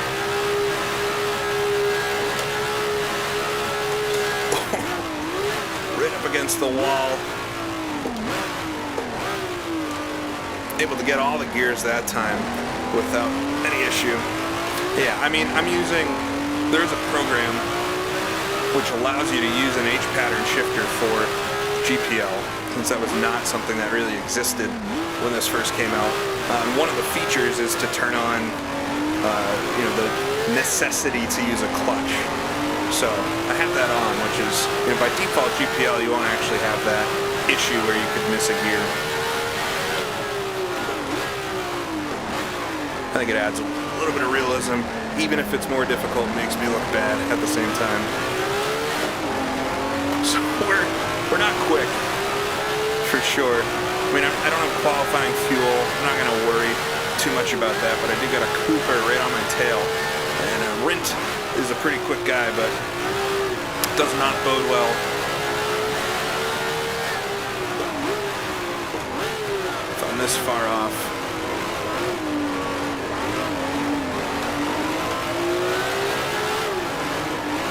But you don't race in the Honda to win. Come through the final corner, running a little wide.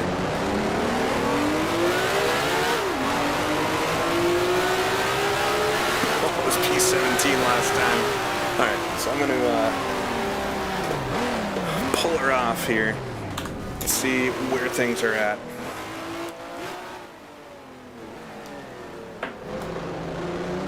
Let's take a look at the standings as they are. Alright, so we're down 15th position. So maybe I can adjust this thing. I'm going to put less fuel in it. Tires were all extremely cold. Raise the fronts just 1 pound.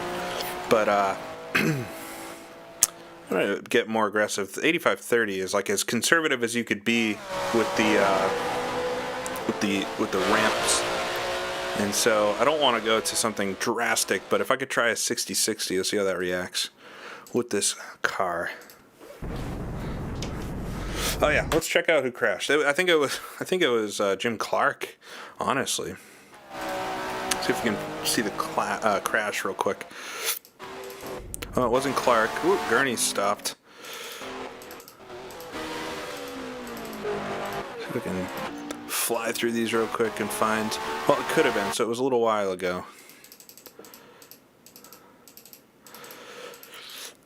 Not easy to track down. There's no, like, incident system that you can just click and find a crash.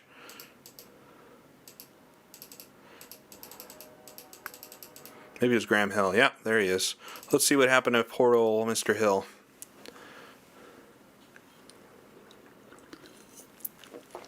I thought it was Jim as well. It's actually, I mean, it's easy to mess him up.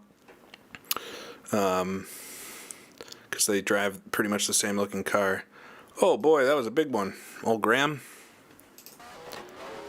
So he's coming out, he's behind Jack Brabham.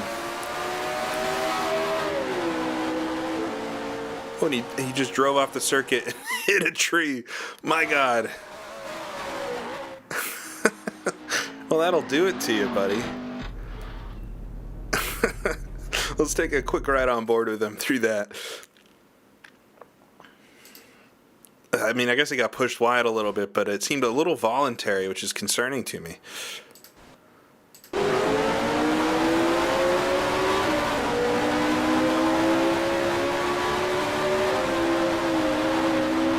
Yeah, I don't know. It seemed like he wanted to do that, maybe. Well, okay, so let's watch out for poor old Graham. Alright, I'm wasting time in the practice by watching that. I didn't pause anything. So, see, I'm just going to do one more run here, see if I can get a little further up the grid. Then we'll start the race. I'm probably not going to practice this much at the full season. After the first race, too, I'll know what I want in the car a bit more. First couple races, at least. I anticipate hopefully being able to do this all a bit quicker. I do have to qualify, so I will need to be driving. Oh, okay.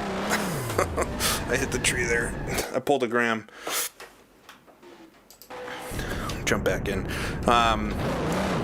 So I will need to qualify, because if I start last in a Grand Prix, then I might be able to get up to the top 10 or something, but depending on the car I'm driving.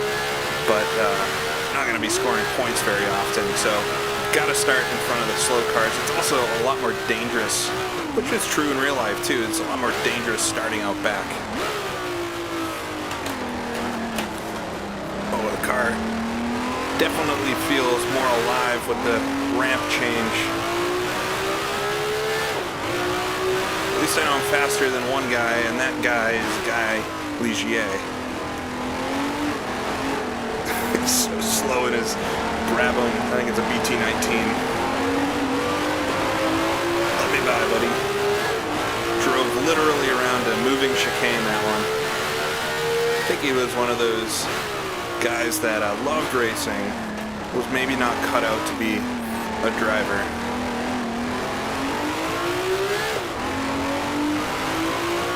And ended up, owning a very successful team, so figured out what he was good at.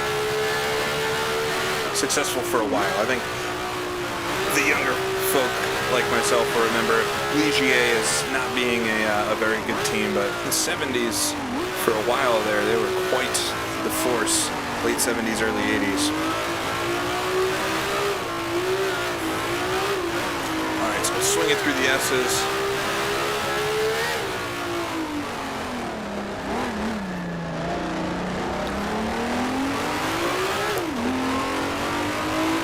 Front straightaway, beautiful Lamar.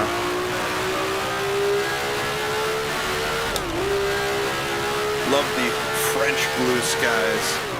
Glad I was able to find some textures to make that happen. Let's see if I can set a reasonable lap here. Well, I just need to slow the old Honda down. Downshifting like a modern race car. Just firing through the gears. We got a slow car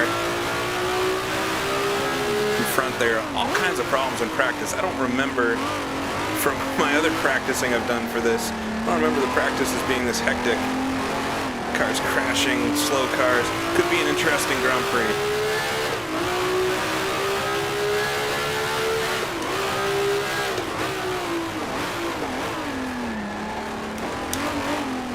Sliding into the corner.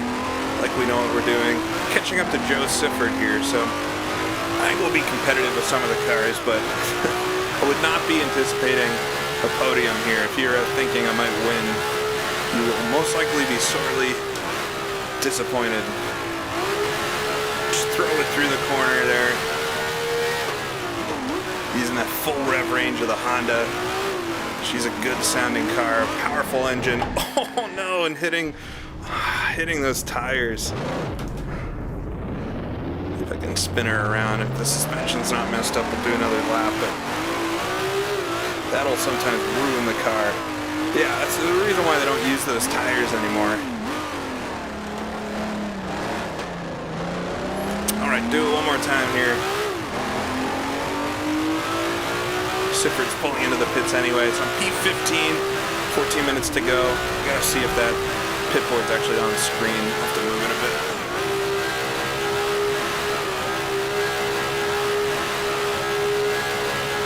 Might be my face covering it.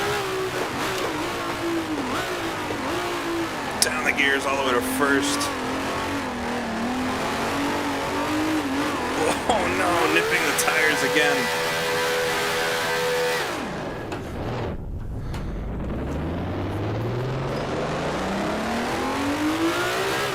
That screwed up the suspension. All right, I gotta do one more run.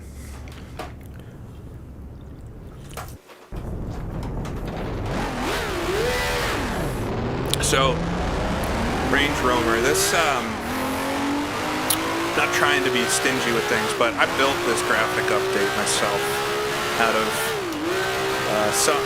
I didn't actually make any of the graphics, but there's no download for it anywhere because it's a set of graphics that were specific to this circuit, and then I basically took an update that was for the whole Sarth circuit and converted a lot of those textures over to this. So maybe I can get some permission to upload it to SRMZ, but it's not my textures either, so I'm not sure if don't want to piss anybody off. Last thing I want to do is make people stop making stuff for the sim. So, but yeah, you can find some stuff on MZ or Z, the forum, Sim Racing Mirror Zone, but you won't find this as like a set to download. It's a few textures that were built for this track, and then many of them are just pulled together from other stuff. Oh, it looks like Sifrit's having a little trouble there. That might actually have been, I saw the orange or red helmet, so I was thinking it was Sifrit, but I think one of the BRMs, would it be Mike Spence? I think he's also got a, oh my gosh, he gets tail happy. It's gonna be a piece of work to get through the 12 laps without spinning out. I might put the ramps back to where they were. We'll see. I have a feeling I'm gonna be driving the Honda on Saturday. People would do that to me, wouldn't they?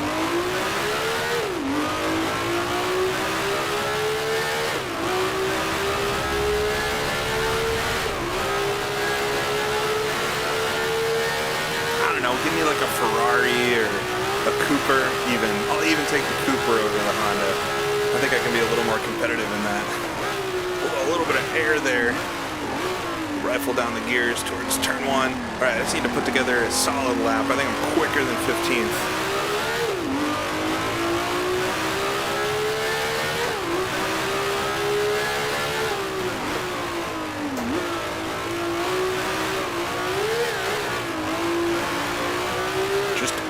Understeer, and then you get a little power down and it goes to oversteer.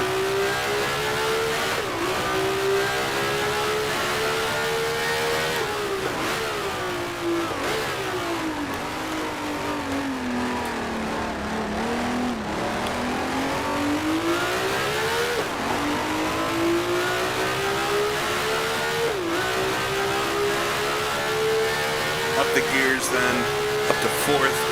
Go through the fast kink here, put it back to 3rd, just try not to run wide, use all the slip angle, too much slip angle, too fast there.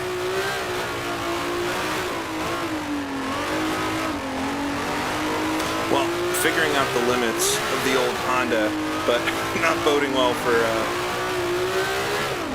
driving a full race, never mind a full season in this thing. I don't think I've ever done the full season in the Honda.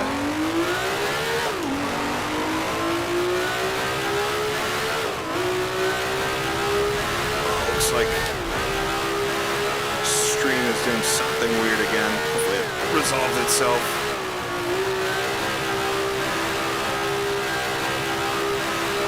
Get it over the hill then.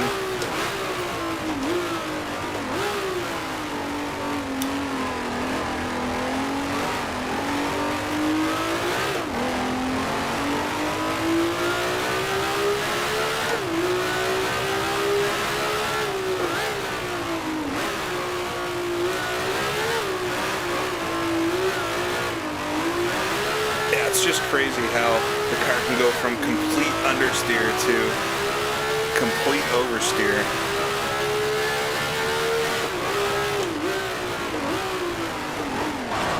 Oh, didn't get it into 1st. Alright, so it looks like we're going to start 15th. Unfortunately, but I don't want to waste too much more time in practice. So if we look at the grid, I think I could do a 41. So we might be playing in the middle of the pack. Let me know if the stream is going okay. It says that I am dropping a lot of frames, but I don't know why that would be happening. So we'll fast forward to the end of practice. We've got 12 laps. I am going to fill my car up for 12 laps. Classic mistake. Now, trick for GPL.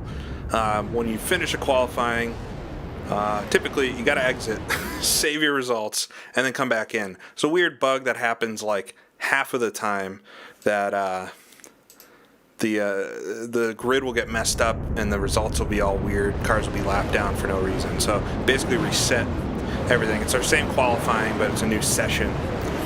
Alright, so we're going to do 12 laps at the French Grand Prix. I'm going to restart if AI does anything weird at the beginning of the race. But hopefully get through this one on the first try. Oh, and we're in the middle of the grid too. Of course, I didn't look at who was starting. I'll make sure to do that in the future, starting up front. It's probably Jim Clark. Flag is up, down right away, underway. Come to the outside here so we can just get the jump on a couple of these guys. Skirt by Jackie Stewart. Make out a little bit. Oh no! That's what I was talking about with the start. Oh, that was such a good start too. What the heck happened there? I'll watch on the small replay, but yeah, got a good start. I think everybody checked up. My teammate probably jumped in front of Brabham. Okay, well, we'll restart that one. It might take a few starts on some of these races just to get through clean. I'm not going to call that a race, even in the full championship. We're going to do a full race. Try to do a full race for all of them. All right, so on the grid again. Flag is up. Down, underway. See if I can do the same cheeky move this time. Tap the barrier a little bit. Now just watch out for everybody slowing down in front of me just slightly.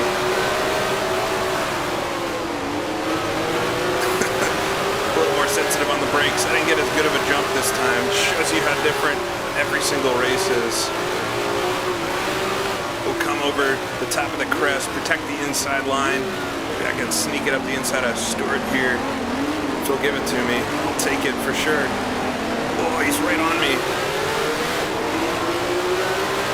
Able to make the pass on Jackie. Settle in now. Look forward. Missing a gear, of course. Behind one of the Coopers, I think it would probably be Pedro Rodriguez.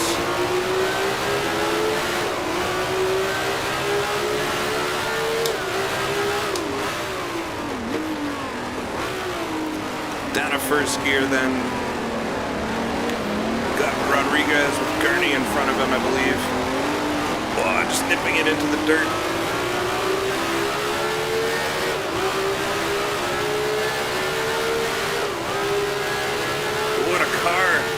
Upside down on the inside, a tire rolling across. That looks like another one of the Lotuses. Did Graham meet his maker?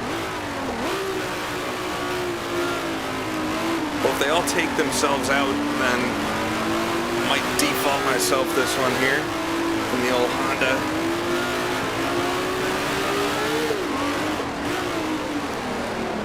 Come to the end of the first lap though, so quite an eventful lap. I don't know which Lotus that might have been. We'll have to take a look at the end of the race. But we'll complete that first lap. Let the Honda do its thing here on the front straightaway. It's probably the only place I'll be quicker. If I can get through this corner flat, I have to put a lot of wheel into it. Whoa. Down the gears, making sure not to miss any.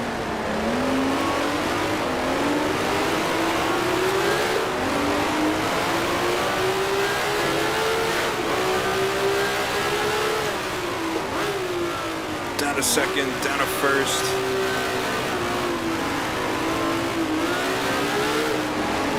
Not a great weekend for Lotus at all.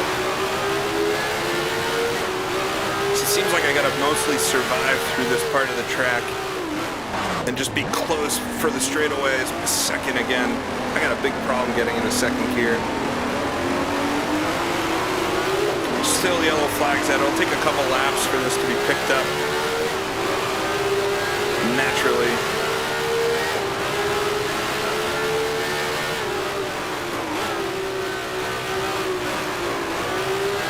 Yeah, I don't drive the Lotus much because everybody drives the Lotus.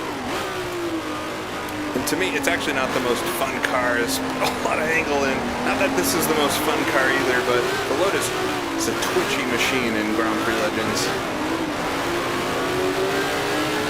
Alright, we're right on the back of some of these guys as we'll come to the final corner. Hopefully Jackie doesn't try anything crazy up there. Get that throttle down. Then use all 11,000 RPM. bumper in front, accelerating a little quicker out of the corner, but with top speed, we should be quicker. So come over the crest of the hill.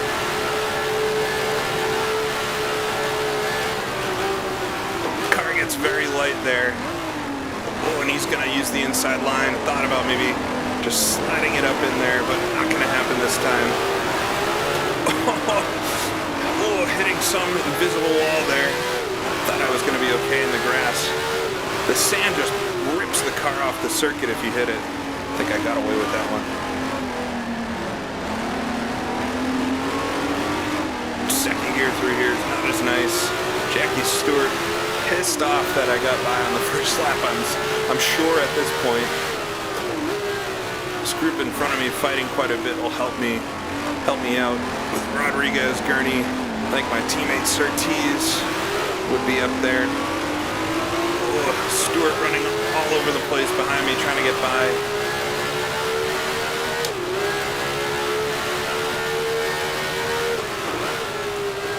Put it down to third gear. Too fast. Able to hold on to it.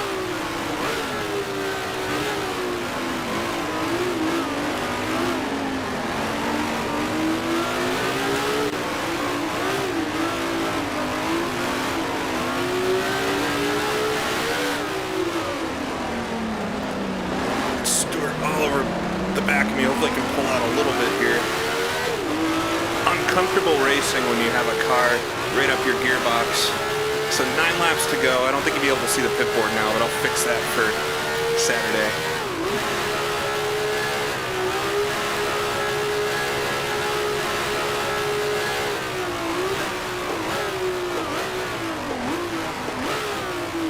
All the way down from 5 to 1. Oh, it's Stewart right there. AI do love to throw it up. We've got some cars running wide in front of me here. Keep it together, guys. I think Rodriguez got around Gurney there.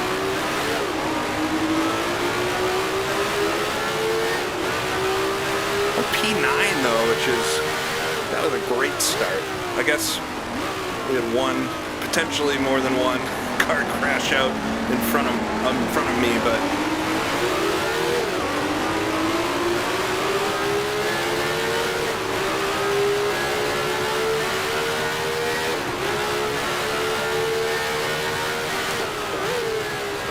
oh, it's way too fast.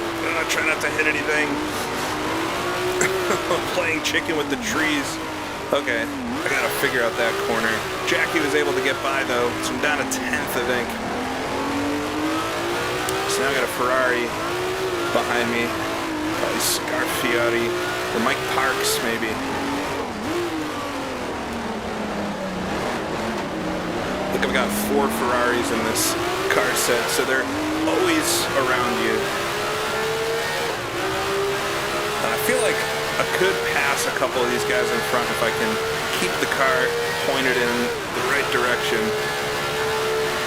Honda's not an easy car to drive though. Therefore, I will probably have to drive it all Saturday.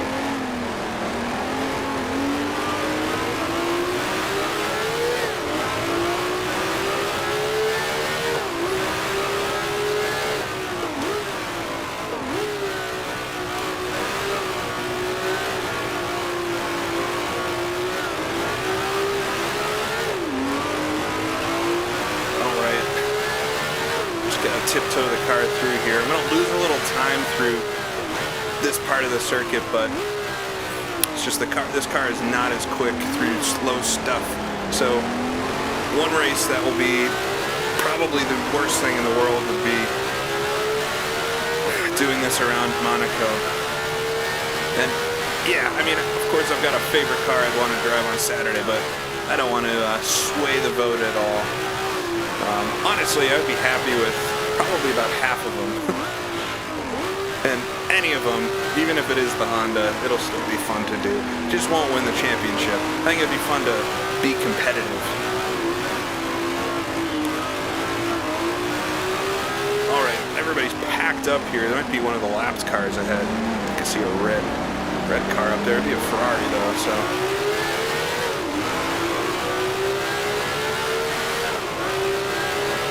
The thing I thought was interesting about this car is there's no telltale on the tachometer, no red mark that stays where your maximum RPM is. Almost every other car has one of those. Oh, everybody's slowing down, slamming on the brakes there. You do have to watch out for that. I guess that would be McLaren slowing everybody up here.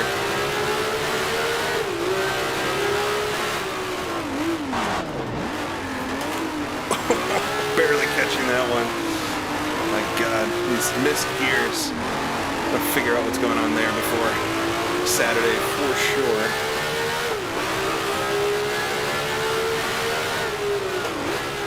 Down a second, then down a first. I mean, I'm within the points here if I can pass all of these cars in front of me.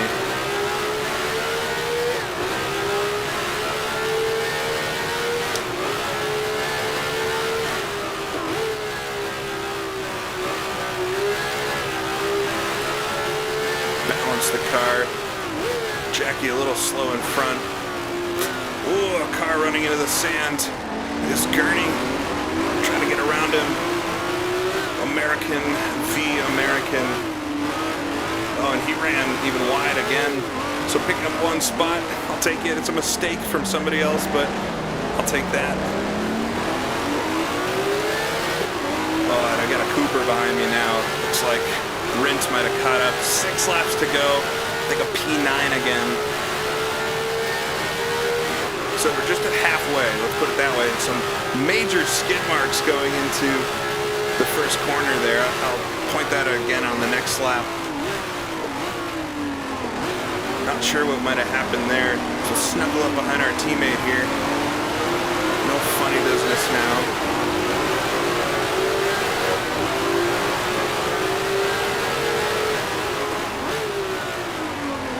Over halfway though, and I think that's where I will call races official if anything crazy happens, especially if it's my fault.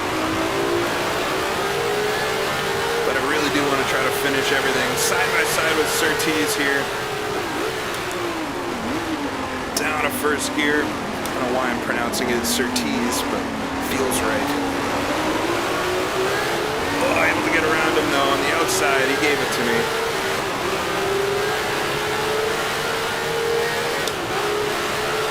Up to 4th gear, throw it down to 3rd, just let the car do its thing through there.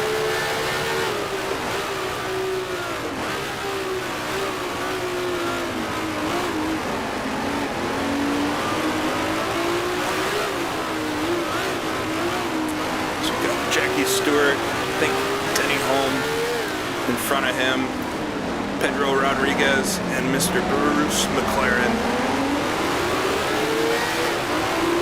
Coming to the last 5 laps to go. P8 closing in on Stewart here. Trying to go up the inside. You can see these skid marks. Who was that from? But able to make a pass on Stewart. He's going to try to throw it up the inside. Coming down into T1. Hopefully it doesn't do anything too crazy, but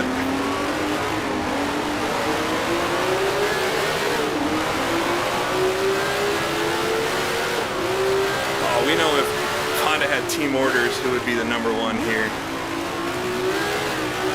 Mr. Axelson, for sure.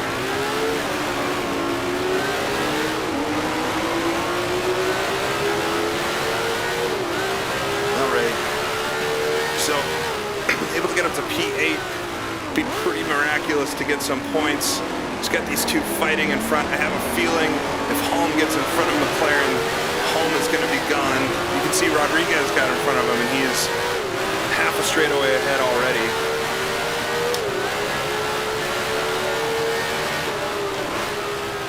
Down to 3rd gear, just lightly get it through that kink.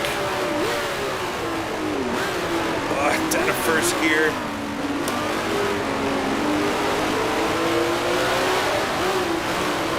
Can I sweep it up the inside of Holm here?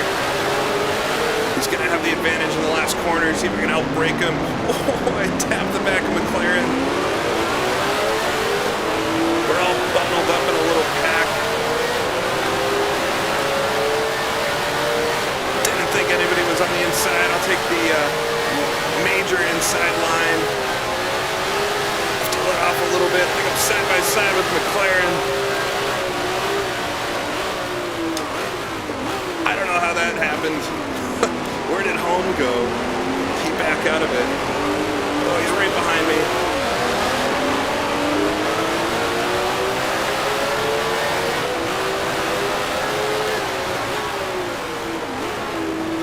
Getting to the pointy end of this one. Just a few laps left.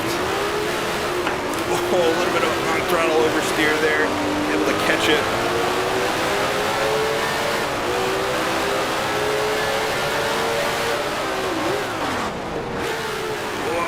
Crunching second gear.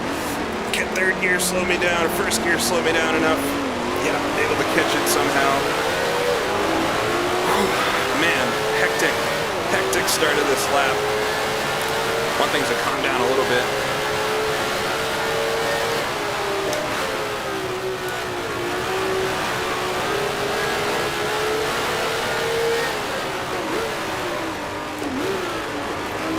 First gear, I broke a little too late there, but ended up being quite nice. The Honda's really coming alive here at the end of the Grand Prix. Right on the gearbox of McLaren. Just settle up behind him. I think I'll be able to get him on the front straightaway, although he was quick last lap. Just stay wide of the tires.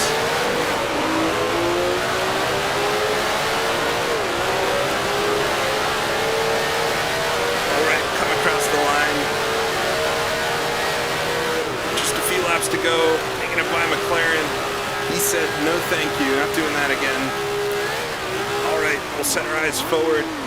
Just focus on building a little bit of a gap. I am still worried if home gets around McLaren, which he very well may do. We're gonna have a mirror full of home, but still battling back there, 3-4 wide.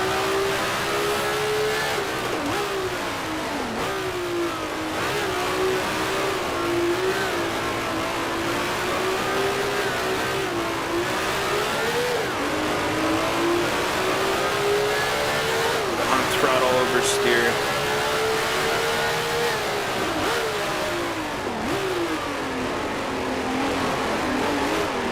So McLaren all over me here, but I think I'm quicker at the end of the lap and obviously on the straightaway.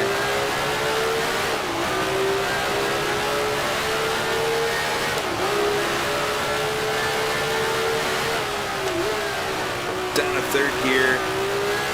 Just lightly get it through there, nipping the grass slightly.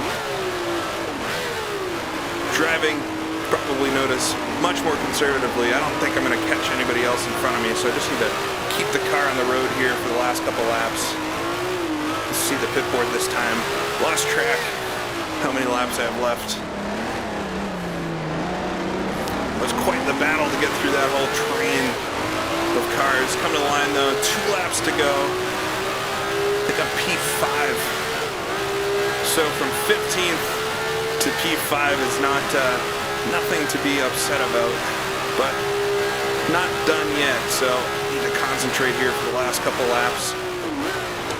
Saw in practice how easy it is to throw the car off. Oh man, just running wide there. McLaren, Rint slipping by, and almost talking myself into that error. I swear I'm not trying to make this more fun. I would rather have done a couple of quiet laps there. Let's see if I can, I was able to get around him once, so if Rent gets around him, I think he'll be gone.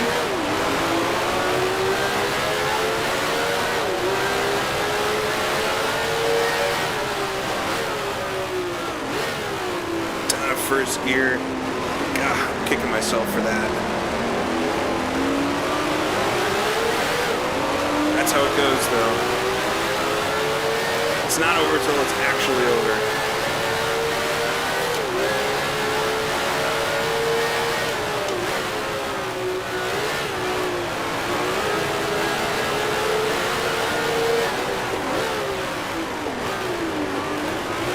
Whoa, Rint. What's Rint doing there? Trying to make a move. quite adventurous on the inside, ran through the tires essentially. Well, that helps me with one of those spots. Gonna come to 1 to go. Right behind McLaren again. A little further back than I'd like to be for the front straightaway.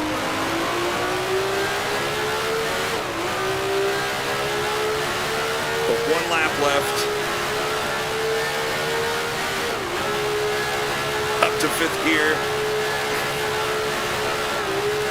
Try not to run wide. The top of the hill, the suspension gets all kinds of bound. They're braking successfully this time.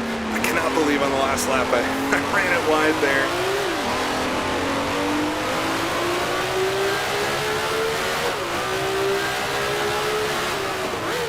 Down to 2nd, down to 1st.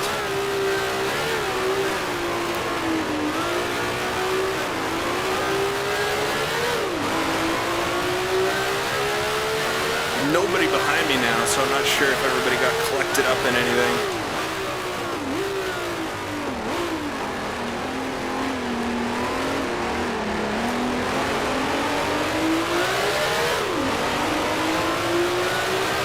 But it's going to be hard here unless McLaren does something silly, which I would not put it out of question, but I just am not quick enough through the end of the lap, and there's not a lot of places to pass.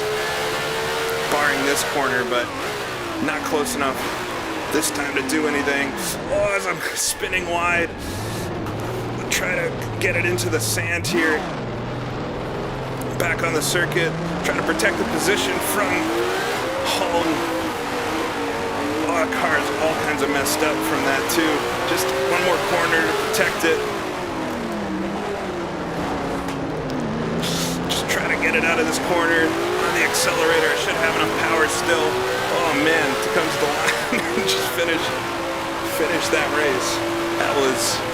That was very action-packed. I don't know. I think this is a great track to race on. I don't care what driver said at the time. I mean, it's clearly not a Spa-Francorchamps or a Nurburgring or even a Monaco. This is not a place. Just being Le Mans, I think that's its only saving grace. Is that that's Le Mans. So you're at Le Mans. It's a very famous place to race. We're on not the real circuit. F1 cars could not race the real track. They would just be way too quick. Have to do the cool down lap, not for the car, but for myself. So we'll let that Brabham or Home. I might have been racing Brabham. I think they both had the same color helmet in 67.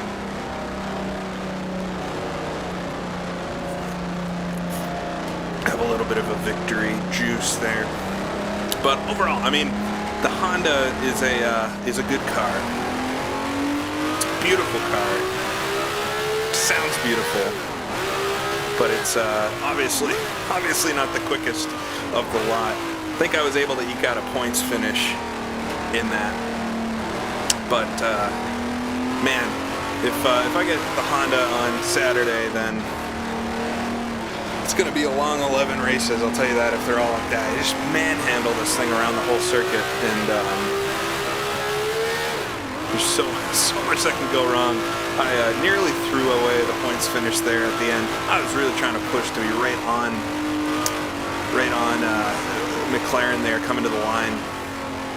If you want to see more of this, I'm going to do a million videos on these cars and more racing for sure. But Saturday, 10 a.m., I'm going to do a full 67 season. And the stream, we're going to pick the car right at the start of the stream. If I get the Honda, not going to win the championship. I might score some points on a few Grand Prix. Maybe I could eke out a win at like Spa or at Monza.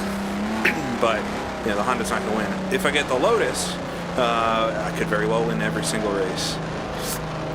We'll come into the paddock here, park it up further than I need to. We'll take a look at the final results for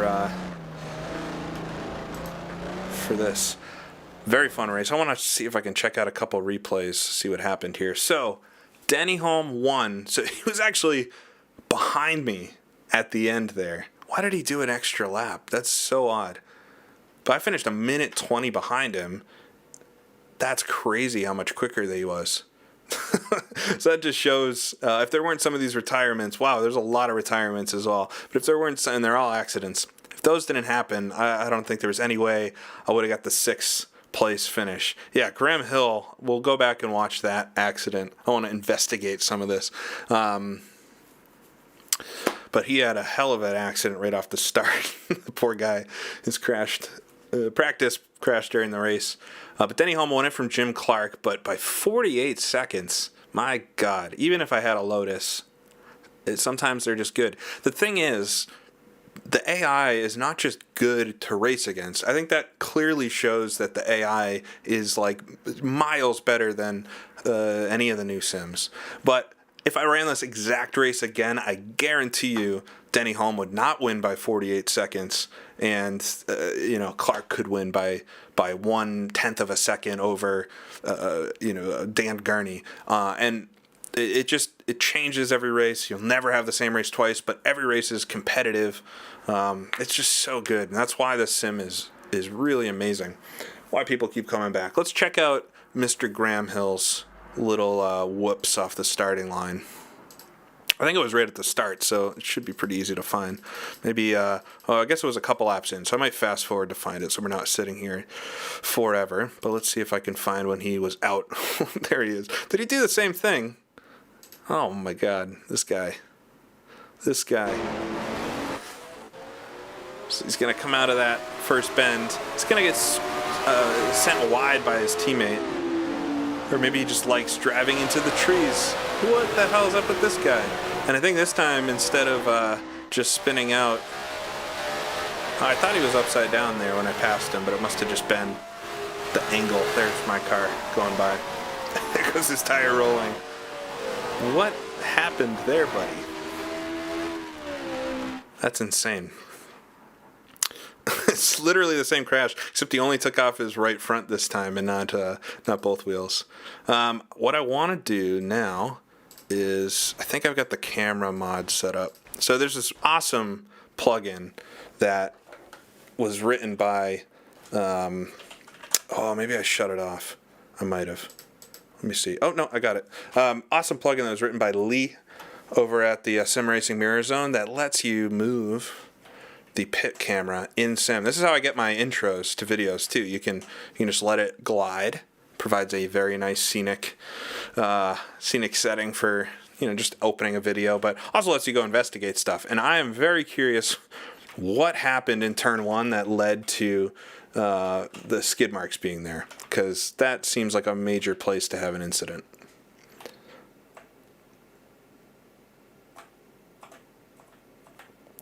You also get to see some very ugly angles. These tracks, there are some, they look great. Even, if you go look at Spa 67, beautiful circuit, even compared to other sims. Look at it from the wrong angles, the illusions and the graphics start to fall apart a bit. But it's, it all looks good when you're driving. Yeah, Johnny Ack. GPL, been racing it for 20 years now. The sim that keeps on giving. All right, so I want to find, there should be a point at which skid marks appear in turn 1. It's one of those things that I don't know if they'll be in the replay, just because, well, if I go to the very end of the race, they should be there, right? They might not be in the replay, though. Ooh, for some reason I'm stuck on the slider.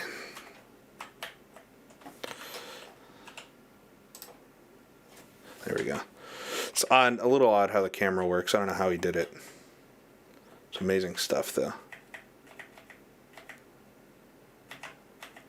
I didn't race online very much. I was too young and scared to do that at the time. I do want to start racing online. I did a lot of racing online later with iRacing, and even I started with R Factor racing online. All right, well, how fast can we go? We'll see if we can spot anything. I don't want to wait too long to find it, but I thought there might be. Yeah, there you go. What was that? A Ferrari? Mike Parks, I think. So what did he do? It is amazing this still runs, and I'm scared every day that some update's going to come out for Windows that destroys it. ACC is fine, but I like the older cars, so I love it. AC's been a lot of fun. Mike Park's just feeling like he wants to go for a little zoom. Wow, it was actually quite a light hit, you know, considering he went off full speed in the first corner. What a race. So I'm going to export these results just because I'm in the habit of that.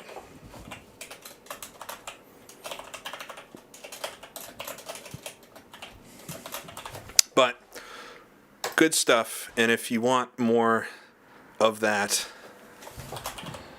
there'll be plenty more on Saturday. Save the replay. All right, we'll just take a quick look at the papers and see that Mr. Denny Hulme wins at the French Grand Prix. I love that they do this too. It's very immersive and nice to see. I don't know if you'll be able to see the whole thing because of my face is in the way, but yeah. So that's just a random fun race in GPL. How fun can that be? So I'm gonna call it here tonight for this stream. Overall success. Was able to get the rank. Move this a little bit. Was able to get the rank. Finally finishing something I wanted to do for a very, very long time. Get to negative rank, and ended up, you know, there's a lot more work to do there, but all with the Brabham getting to like -9 rank. I'm very proud of that. So fun stuff. I'm happy I was able to, I think I YouTubed the whole thing. I feel like I missed one circuit that maybe I had already done. I'll have to go look back at them, maybe compile all the quickest laps. But appreciate everybody coming on. I think, man, it's crazy. I got like 70 people that want to watch me play this game. But appreciate it. And just say one more time, Saturday, 10 a.m. Eastern, we'll be doing the old raffle, or the old vote for which car I'll drive, and we'll do a whole championship, start to finish, similar to that. I'm just going to do all the races like we just did there with good practice and everything. So I hope everybody enjoyed it, and hopefully see everybody on Saturday. But for now, that is it. So I'll see you all later.